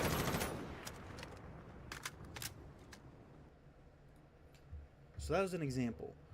But listen, let me say from an art direction standpoint, that's fire. That's really cool, right? However, that's so fucking loud, especially if you have headphones, especially if you're playing like with your, giant headphones on, you hear that, and it's just that constantly. If you're a grinder, you're hearing brrr, brrr, all the time. At that point, you might as well just sign up for war. You might as well have just signed up.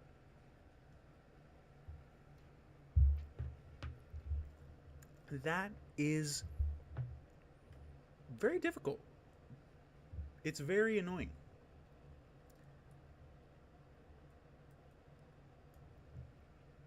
But it catered to it just catered to the presentation of actual warfare. I think that was the way that I wanted to say it. But this, oh my god, I gotta stop pressing that. That in and of itself makes it very, it forces a certain playstyle.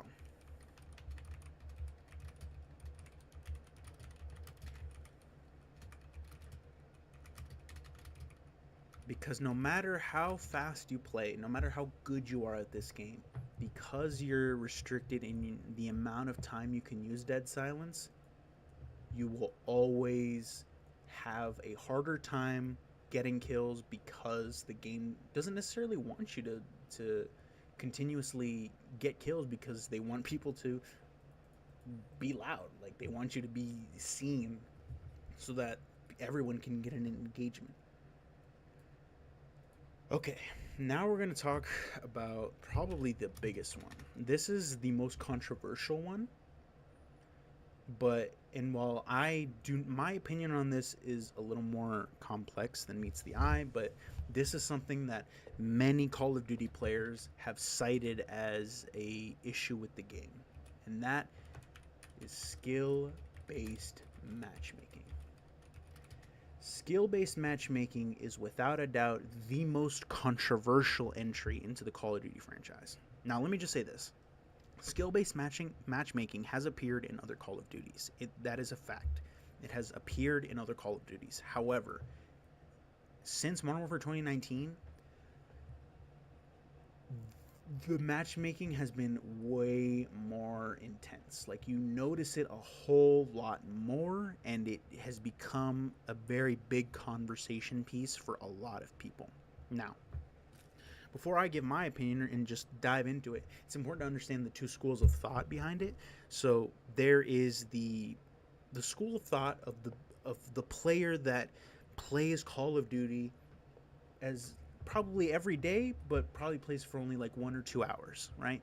Maybe they get on with their friends on the weekend, and maybe they're just drinking beers, and maybe they're just playing around, and they're having fun, right? The amount of fun that people had on this game was very significant, especially because this game released when the pandemic was about to happen.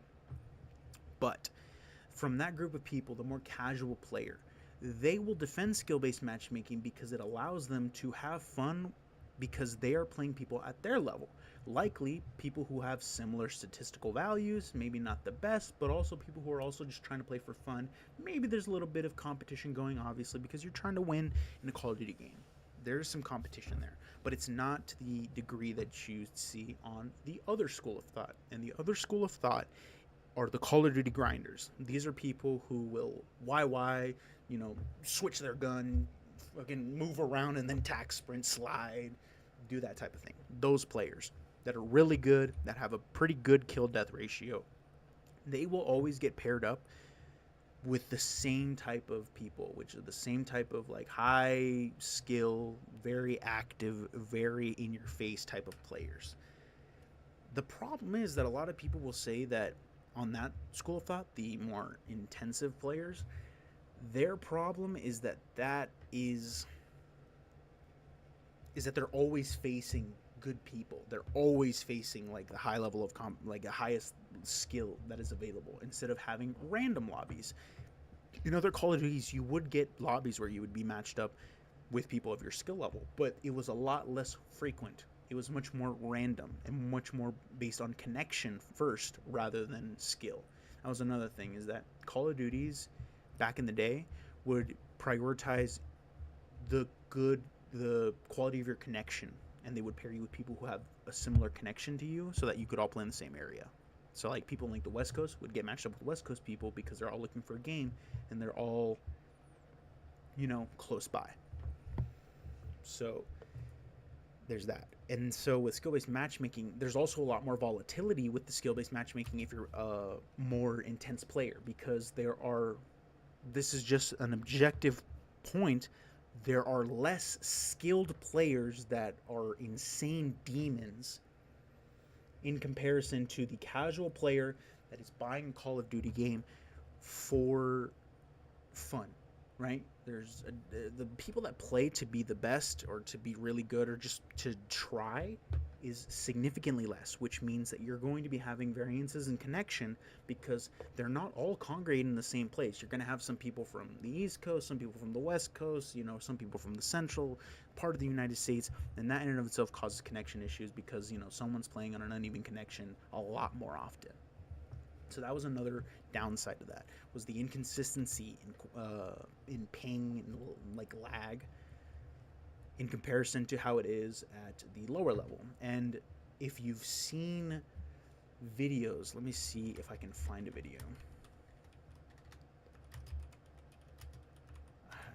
I feel bad typing this, but what I'm typing is Modern Warfare 2019 low skill lobby. Let me see. That's Modern Warfare 3. I'm trying to look for, I guess I could probably still use this for an example, but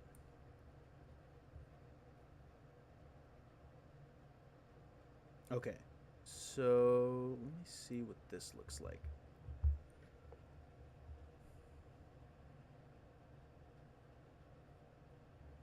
Okay. So this is what the game looks like. Hold on. This is what the game looks like at a low skill lobby. So let me just pop this dude's video, right? It's a GIF, so. This guy reverse boosted for 5 games, and now he's in a low skill lobby. And you can see that the reaction times of these players are not the best, right? They're probably casual players. This guy knows a thing or two about the game, right? You see people playing like this, and this is one of the reasons why skill-based matchmaking either is loved or it is hated, because you're either getting the chillest lobbies where, you are trading kills, or you're in the demon lobbies where you're playing against like everybody that like has something to prove in the game. And I can attest to this myself. I remember my first experience realistically with skill-based matchmaking was in Call of Duty Vanguard. I was playing Warzone. I was playing the Caldera map, right? And I was playing with my little brother who had just installed Warzone on his computer. And we had played probably 2 games of Warzone. And Warzone has the same skill-based matchmaking algorithm, I think, maybe to a more intense degree. But we played Warzone. And for the first couple of games, I was frying. And I'd like to think I'm a pretty good player. I was frying. Like, we were playing against people that probably I shouldn't have been in the lobby with because it wasn't the most fair thing, but they adjusted it because I was playing with a new account in the form of my brother. We played like 2 games. As soon as we got into the second game, we're getting people who are slide canceling, who are just insta beaming you, and it got unfun quickly. And my brother was like, "Yo, I can't do this. Like, this is insane." And yeah, I mean, that's why it's hard to do that. Another thing that people will cite as one of the big problems with skill-based matchmaking is that it's almost impossible to play with friends with varying levels, okay? And I can attest to this as well. Again, I don't think I'm the greatest Call of Duty player, but in context to the information that is available from Call of Duty itself, I am technically considered a higher skill player. My KD is like a 1, 2 in like the multiplayer. So like it counts, and my ranking and like ranked play is higher than the average. So I'd like to think that in the context of myself, but also like in the game itself, I'm a pretty good player. I can't play with my real friends anymore. I can't play Call of Duty with my friends anymore because I just happen to play this game a lot more. It's something that I like playing, and I may have friends that play Call of Duty that like Call of Duty, but they just don't have the time, or maybe they just don't have the same attraction to Call of Duty that I do, right? I'm somebody who likes to play every component of the game. I like to play the multiplayer. I like to play Warzone. I like to play the ranked portion of Warzone and multiplayer. I like to watch competitive Call of Duty. I like to watch all of it. But there's some people who don't have any clue about ranked play or like ranked Warzone, ranked multiplayer. And it's very difficult to play with friends because eventually you could probably play a couple games where the statistics become like pretty good. You're frying, you're like doing your thing, right? You're getting you're getting higher numbers than your like usuals, right? But then the game transitions, and the game realizes, okay, you're frying. We're gonna put you with demons. And the problem is that it adjusts, but it doesn't consider your lower skill teammates. And I say lower skill, not in a mean, tearing you down type of way, but in more so just like how the game views you. And it becomes very difficult to play with those friends because they're getting stomped on because you performed well. And I can understand that frustration because in my eyes, it's very difficult to play this game by myself because I'm getting put with demons all the time, but I can't play with my friends because I'm going to put them with the same demons I play with, and then it just becomes unfun for them as well as me. Now I've gotten to a point where I can play by myself and I can shoot against these guys pretty decently. Like I will, like even like on some of my worst days, I will still be competent in those high skill lobbies. But if I play with my group of friends, they will not have fun. If they get my lobbies, they will not have fun because they just don't have the amount of time that I've put in, and it becomes very difficult to try and balance the game because of that, because the algorithm is so intense.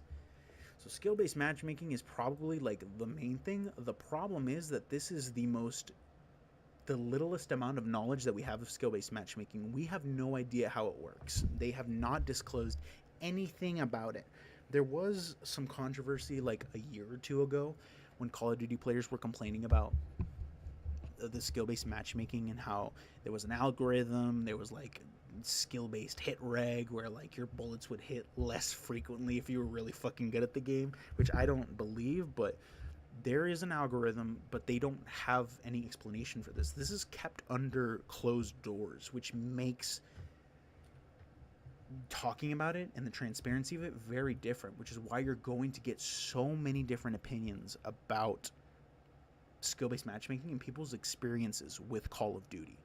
Some people will say that Call of Duty 2019 is the most fun they've ever had, and it's likely true because they were probably people who really liked the appeal of more realistic elements because maybe in their real life they like guns, and they'll play Call of Duty and it looks like the gun they have in real life.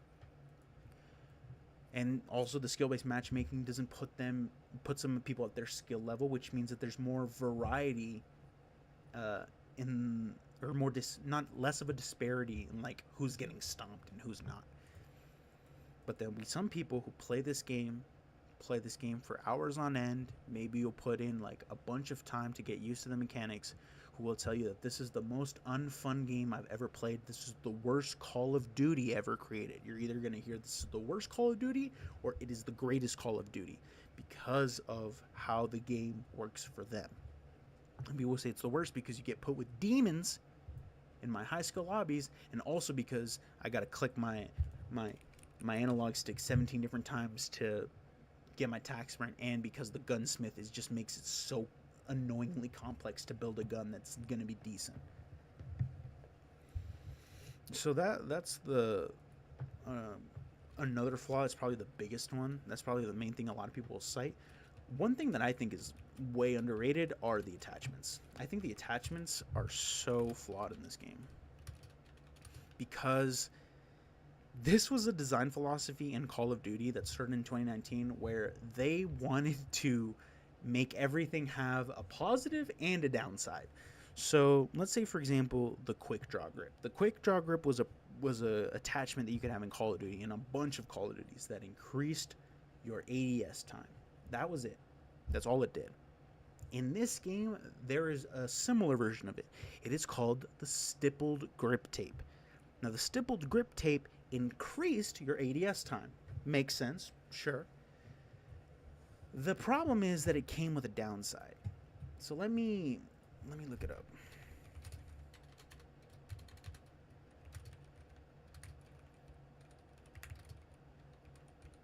So the stippled grip tape.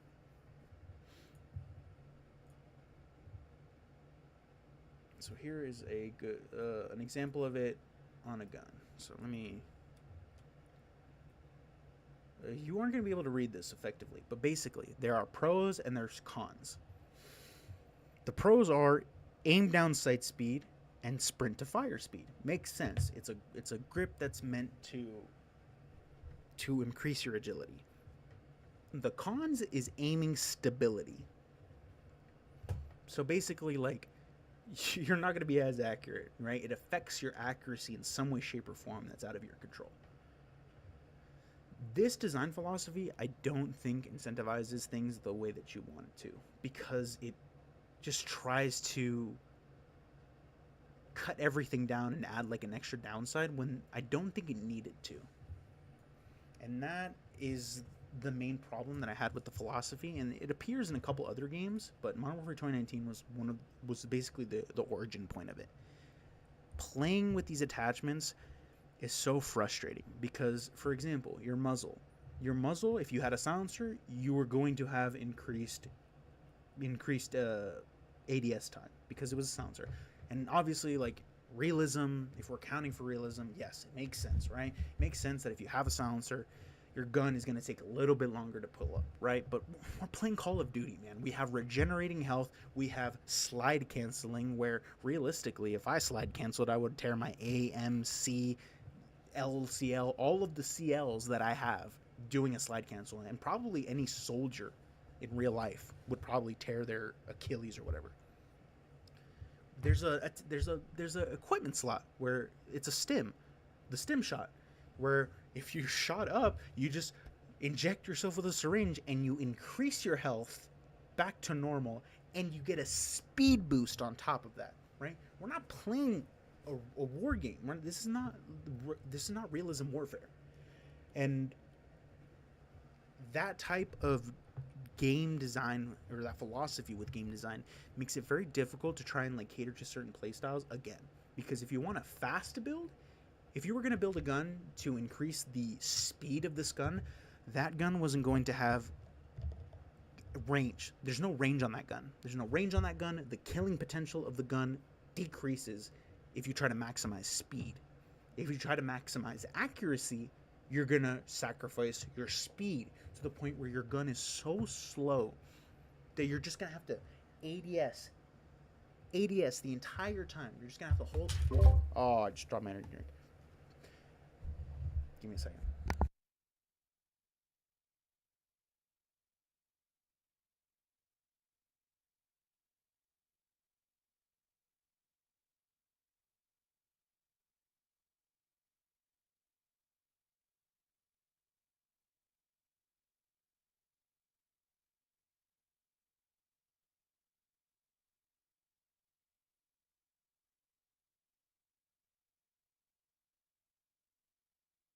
Oh my god, man. Alright, so I dropped my energy drink.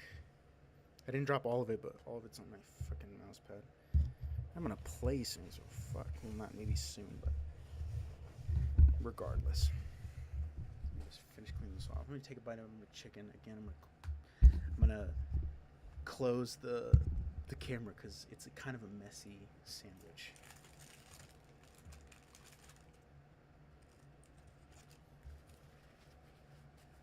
I haven't even finished my first one.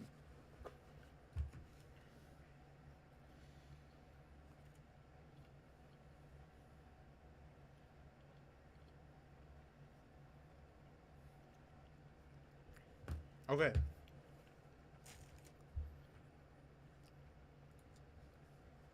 So before I was saying, before my energy drink decided to team kill me, if you were to try to cater your weapon to a certain playstyle, you would have an insane amount of disadvantages that don't allow you to enjoy that playstyle. If you maximize the speed build, your gun is not going to have any range. Your gun is going to be severely neutered with range, and its bullet velocity, it's basically it's just going to be a fast gun, no doubt, but it's going to take longer to kill someone because it cuts your range, it cuts all of your options. Whereas if you make a gun that maximizes recoil control, sure, you're going to have a beamer, no doubt. But then your gun is so slow that you have no other option but to aim down the sight and just hold it down. And that in and of itself just is bad. Like, it should incentivize to allow you to have a certain play style, and it allows you to work with your play style, but not to the point where you're one dimensional, right? That in and of itself is the problem. So this is what I think my opinion was. Like, this was more so on the competitive side of Call of Duty, but I'll try not to focus on that. But for the assault rifles, there was a stock option, the no stock option. So basically, like, it basically took your stock and got rid of it, right? It was just like a little nub instead. It was called no stock, and it gave you increased speed, increased everything, right? It increased your speed, your ADS time, all of that. But your gun moved so crazy that it was a very difficult thing to try to justify. You had to stack with a compensator to reduce recoil. You had to you had to put a grip on it to reduce the recoil. You had to have you had to do all of that. You had to put a barrel on it, which increases recoil control if you have a barrel in Modern Warfare 2019. But that one attachment is an example of just neutering an entire aspect of a gun because you have to counteract it with all of the other attachments that are there instead of just like building a playstyle and thriving off of it because it's unique or something. That sounds weird, but basically what I'm saying is that you really couldn't do much because there were so many downsides to what you wanted to do that you basically had to build. And this is through the perspective of any player who wants to just be okay, who just wants to have a good gun. It was a gun that basically jack of all trades, master of none. You could not be a master of anything, of one specific thing. You could not master anything. You had to have a gun that counteracted each of the downsides of all of the attachments so that your gun would be somewhat competent. And there were points with some guns where it was just better to not have attachments. It was just maybe you put a grip on it, a red dot sight, maybe a muzzle, and that was going to be a good gun, which I don't think is a good idea because you're discouraging people from putting in attachments on their gun and discouraging people from enjoying the potential of all these options. That in and of itself is a bad thing. When you having 3 attachments is preferable to 5 when you are given the option to use 5 different attachments on your gun. That is the sort of problem that the attachments bring, and I think it's a very underrated thing that I don't hear a lot of people talk about, but it is something that matters a lot because this philosophy made its way into Modern Warfare 2 2022, which in my opinion is the worst Call of Duty of all time just from a gameplay perspective. But maybe we'll get there one day. I think I'm only going to talk about Modern Warfare 2019 now, and that's it. But those are the main flaws. But the biggest thing that saved this game, or basically that gave it the legacy that it has now, is Warzone. Warzone was the greatest thing to come out of this game.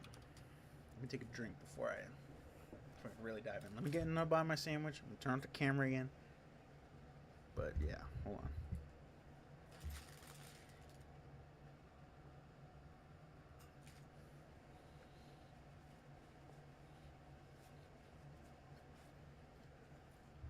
Hot and spicy chicken is good, by the way.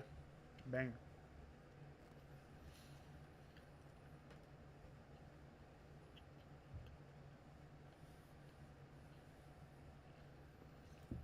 Okay.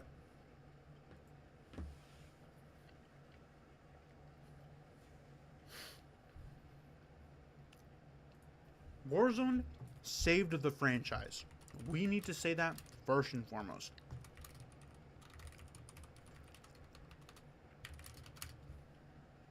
This saved the franchise. Warzone saved the franchise because of the innovation of Battle Royale. At this point in time, Battle Royales were all the rage. Fortnite was taking over, and mind you, this isn't the first time Call of Duty had a Battle Royale. Call of Duty had a Battle Royale with Blackout. And Blackout was a fun Battle Royale. It was kind of like prototype to what could happen. But it was an ambitious side piece of the game that Treyarch was working on, and that got really popular. That was really popular and really got more eyes on the game. But the problem was that you still had to pay $60 for Black Ops 4 to even get access to the Battle Royale. This was free. It was a free-to-play Battle Royale. Free-to-play Call of Duty game. That was a Battle Royale. At a time in which Battle Royales were taking over. PUBG was all the rage. Fortnite was taking over as well. So Call of Duty, one of the most iconic franchises in history, having a title or having a Battle Royale was insane. Another thing was the versatility of Battle Royale. Of this Battle Royale specifically. Now, many people will criticize the Battle Royale components of Warzone, but in my opinion, it's what makes it playable for me. If I'm being honest with you, I don't really like Battle Royales. I don't like Battle Royales because at the end of the day, you're just using guns you're finding off the ground. There's no expression in like the guns that you use other than like what you want to have on your person. What makes it different for Call of Duty is the fact you could customize your classes. You could choose whatever classes you want, whatever combination of weapons you wanted, and you could do whatever you wanted. That is what makes Warzone so appealing to me, the loadouts. I know a lot of people will say that the loadouts basically ruin the Battle Royale component of it because it's not, like once you get your loadout, it's basically like you're probably going to win most of the time because your guns are all souped up. They're the most optimized versions of... Oh, Jesus, I got fucking... Hold on. I got fucking energy drink on my keyboard too. Fuck. But basically what I'm saying is that the ability to create your classes and to have that player expression on a Battle Royale is something that hasn't been done. PUBG didn't have it. Fortnite didn't have that. Call of Duty did have it. And it's crazy because the create a class was another thing that Call of Duty popularized. Back when Modern Warfare, the first Modern Warfare came out, everybody was raving over the ability to create your own class and to have a bunch of classes. Now, they repackage it, put it in a Battle Royale, and it's another level of versatility that Call of Duty uniquely has. And no other Battle Royale has been able to mimic that. No other Battle Royale has tried to mimic that and has been successful. All the other Battle Royales still follow the model where you just pick up guns and you play with those guns and then you just, get higher rarities of those guns as you go along. No other Battle Royale that is worth its salt has customizable classes like Call of Duty Warzone. So that in and of itself was that. But also, like, that versatility also showed in your gameplay. It's funny, like, the Modern Warfare 2019 literally, like, makes it very, like, clear that some gameplay styles won't triumph, Whereas in this game, in Warzone, some gameplay styles like were incentivized, or like more game styles were incentivized here. Like you could play for the win, and you could still, and you were probably gonna win. You could just fry out and just go super aggressive, and if you won your gunfights, you could win, which you could still do. But like there was more versatility in the playstyles because not only did your classes reflect that, but it also like showed in your gameplay. So like if you had a sniper class, you were posted up, you were picking at shots, you were rotating a lot slower on the map. You got an assault rifle and a submachine gun, you're beelining to every contract, you're going over to every red dot on the map, and you're getting kills. But that versatility is what gave a lot of people life for Call of Duty, and specifically through Warzone. And another thing that is unique to Call of Duty. Oh, jeez. Fuck it, we'll keep it like that because it makes sense, right? Oh god, is my keyboard cooked? Oh no. Please don't tell me that my keyboard's cooked. Oh god, no. Hold on. Oh no. That's what happens when you just stream at fucking 11:37 at night. I think I busted my keyboard. That's not good. Hold on. But basically, the versatility of Warzone is what allows it to thrive. I think I just broke my keyboard, guys.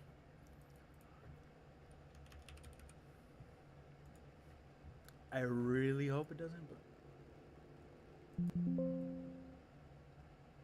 yeah, my keyboard's dead, I think. And all it took was a C4 strawberry to fucking get rid of it. I should have drank the fucking Celsius I got first. But oh my god, hold on.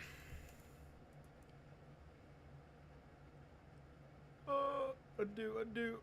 Oh, I can't undo. Okay, never mind. Okay.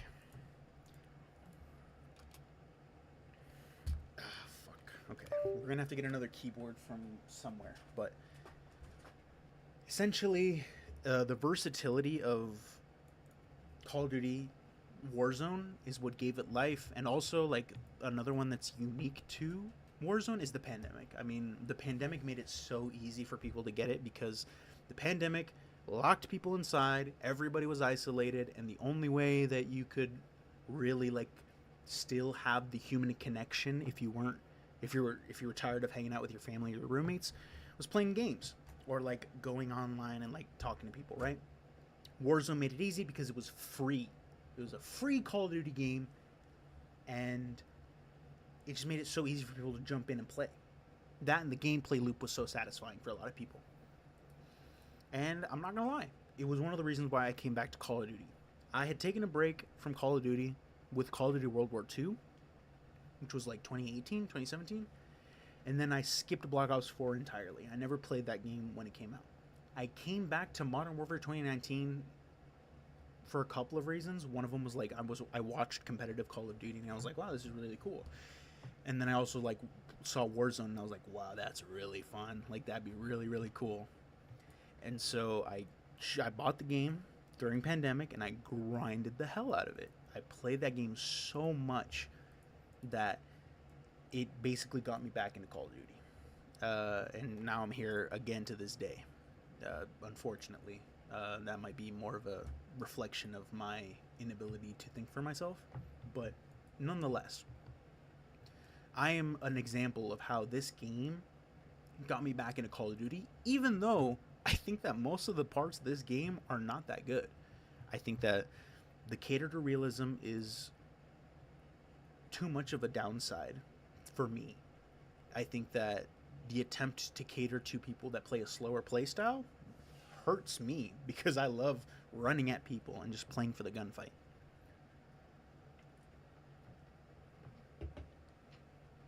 But it's those types of things that brought so many people to this game that it even brought me back. And listen, if I ever make another expansion about the other Call of Duties, like Modern Warfare 2 2022, or Vanguard, or any one of those, you're going to see a lot of these elements come back. Nowadays, though, we're going in a different direction. Instead of the maps being too big, they're too small now. In Black Ops 6, the maps are so small. I remember I was playing on stream, and one of my buddies, shout out Mythanoia, was commenting on the stream, and basically just I was talking about the maps, and there's literally a map in Black Ops 6 where it's just a straight line. It's a bullet train. You're fighting in a bullet train, and it is a straight line. You can't go to the sides. You can't flank around. Your only option is to push forward. And it's literally like a straight line. And it is one of the worst maps I've ever played. But the unfortunate part is that people will play it because of the infinitely fast gameplay loop that is available. Which is another reason. But I guess another thing to add here is that Warzone became a vessel for you to play the multiplayer of Call of Duty. So basically, because Warzone used Modern Warfare 2019's weapons, you were incentivized to go into Modern Warfare 2019 and just play multiplayer and level up your guns. Which is why everyone will call Call of Duty's multiplayers post Modern Warfare 2019 just Warzone grinds. Because everybody at the beginning of the game, since Modern Warfare 2019, realized that we will be using these guns in Warzone. So you might as well level everything up now. So whenever there's a new gun, everyone's on the playlist to level it up because it's probably going to be the best gun in Warzone. Maybe. But it's those types of things that indicate that mark Modern Warfare 2019 as a Call of Duty that has a lot of ramifications and basically like a lot of effects. A lot of people will say like the battle pass that it included in Modern Warfare 2019 was also like really like impactful, but like I mean Fortnite had it, and for the most part Modern Warfare 2019 followed that same philosophy up until Black Ops 6. For all of the battle passes until Black Ops 6, you could play it, and if you bought the battle pass, you would get enough COD points to buy the next battle pass. That's not the case anymore. If you buy a battle pass in Black Ops 6, you are not guaranteed the COD points to go and buy the next one when the next season comes by, which means you have to spend money on it. So it's those types of things that like are more reasons. It's more of like capitalism, basically like shareholder appeal, like maximizing profit type of vibe. That's the reason for those things, and that's a completely different topic, but this is more so specifically on the gameplay. But Modern Warfare 2019 is a very impactful Call of Duty, and I'm not gonna lie, like this is probably gonna be the Call of Duty that a lot of people talk about as like the most divisive. This is the Call of Duty that everybody will be talking about and say like this shit was the best. I remember like the glory days. People will look at this Call of Duty and say this is the glory days. This is the greatest Call of Duty I've ever played. Some people will look at this Call of Duty and say this is the start of the decline of Call of Duty. This is the worst Call of Duty game I've ever played. I hated every moment playing the game. It is so bad. Those are the two schools of thought you're going to see, and it's because of these combination of factors that make it very difficult to have a consensus on any Call of Duty. Any Call of Duty post Modern Warfare 2019, it's 50-50 every time, most of the time. People will either love the game or they're going to hate it because of a lot of these types of elements that make their way into other Call of Duty games. And maybe we'll get to that, but for a quick potential preview, the next game that came after this was Cold War. Cold War was unique because it wasn't supposed to come out after Modern Warfare 2019. It was a very, very rushed Call of Duty release. It was pushed out because I think it was Sledgehammer. Sledgehammer did not have Vanguard ready. So the next Call of Duty we were supposed to get was Call of Duty Vanguard. But they were not ready. So I don't know what the decision was, but Infinity Ward basically told Treyarch, like, you got to release your game now because this is the Call of Duty that we have. We don't have ours ready. We're still developing it. Sledgehammer needs more time for Vanguard. You have to release this game. And so we got Call of Duty Black Ops Cold War, which was a Call of Duty that kind of returned to the original formula of Call of Duty with a couple of different changes and a couple of elements from Modern Warfare 2019 that make their way into the game. But it was weird. A lot of people didn't like it because they're like, oh man, like it looks bad. It basically like looks like a cartoon in comparison to Modern Warfare 2019, and like why would I want to play like an old looking Call of Duty game? And again, some people will say like that is the best Call of Duty I've ever played because it modernized like the classic Call of Duty formula. It was so fun to play. Like they brought in like all the old maps from Black Ops 2, so it was really fun. Oh my god, you can smell the energy drink. I have to get rid of my mat. Okay, but basically like a lot of people look at this game, look at Cold War in the same way, where it's like 50-50. Either I love it or I hate it. And it's an interesting game because that one, it makes some concessions on how the game design. It plays more like Black Ops 2, like that kind of game, or like an older Call of Duty, but there are some elements of this that make their way in there. But for the most part, I think it was a decent game. I think it was a average to good entry, which is all I'll say about Cold War for now. But if I ever choose to talk about Cold War, it will likely be a lot more favorable than this, but it will also have its own component, because another thing that is unique about this is that Cold War's weapons and its mechanics, or not its mechanics, but its weapons specifically, were transferred into Call of Duty Warzone, which matters because Call of Duty Warzone uses the engine that Modern Warfare 2019 is based on. So like it uses the same skeleton. But with Cold War, it was a completely different engine. So they took the guns in another game's engine, re-engineered them for the Modern Warfare 2019 engine that runs on Warzone, which caused a whole bunch of issues. When the game came out, or when the integration came out, where all the Cold War guns were available, there were so many broken things because this was something that had never been done before. And that in and of itself is a whole can of worms that has a lot. I don't think I'd be able to go through the entire thing of it, but basically like there were some guns that were either like super broken or not. I remember for 2 days, because I never played it, because I never played that update. I think I was either taking a break from the game or I just wasn't playing. But there was an attachment, or no, I think it was Modern Warfare 2019. Regardless, I mean the one that you'll probably remember, the DMR. The DMR was a DLC weapon released in Cold War, and that was the most disgusting gun ever in the game because it was like a 2-shot, 3-shot kill, no recoil, instant kill. And that was very broken because the properties of that gun were messed up when they got transferred into the Modern Warfare 2019 engine.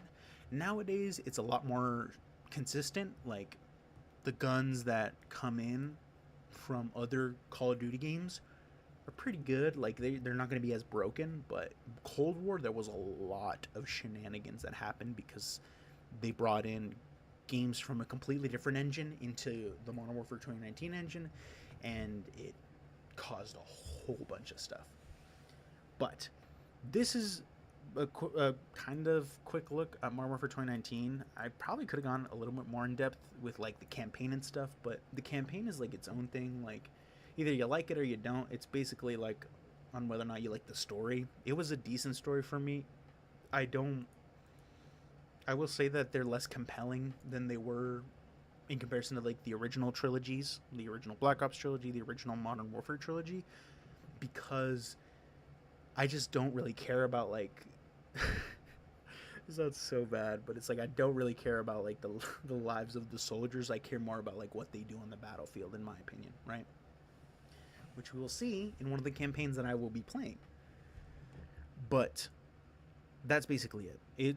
Modern Warfare 2019 is incredibly impactful, but it's also one that has a lot of baggage to it, and this is the what you'll see with that conversation. This is the type of baggage you'll see with this game, and it's what makes it such an interesting talking point among Call of Duty fans, because you could literally you could ask someone on Twitter, like you'll see someone on Twitter be like, Modern Warfare 2019 is the greatest Call of Duty ever. This game is so good, man. And then like another account will be like, this is the worst game I've ever played. It's so horrible that it turned me off the franchise, or like I've never looked at the franchise the same again.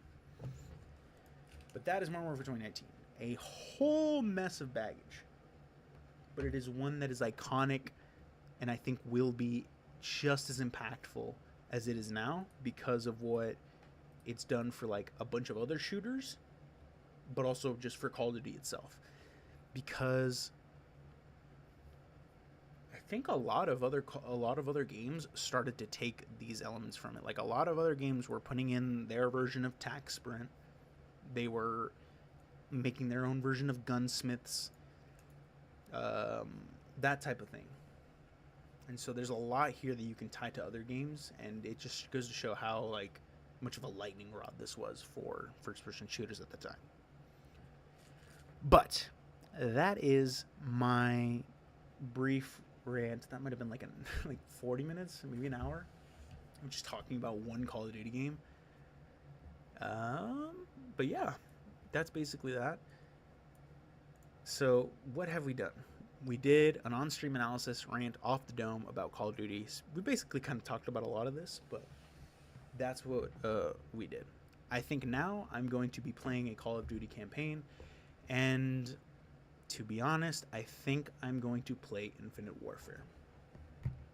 Before I get into that, though, I'm going to take a break. I gotta see if I got another keyboard on deck, because I think I messed the other one up, and I gotta change my mat where like I move my mouse and stuff, because it's all wet with Strawberry Blast C4. But give me like 20 minutes, put on some Tekken music. But hold on, I can't even type. Okay, hold on. Tiger 5 OST. Tekken 5. Tekken 5. You just not want to play?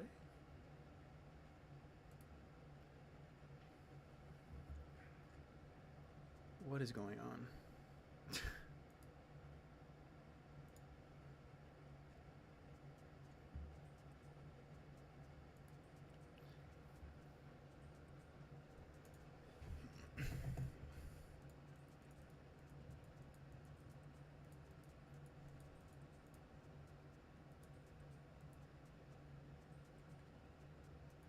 Bro, like my computer's having a fever dream right now. Holy God. I can't even like scroll down. What is going on, man? Did I get some on my damn mouse too? Jesus.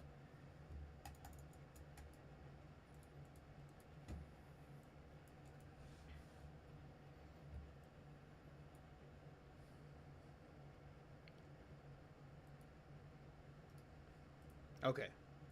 Give me like 15-20 minutes, because I gotta fucking readjust my whole setup. We'll be back soon.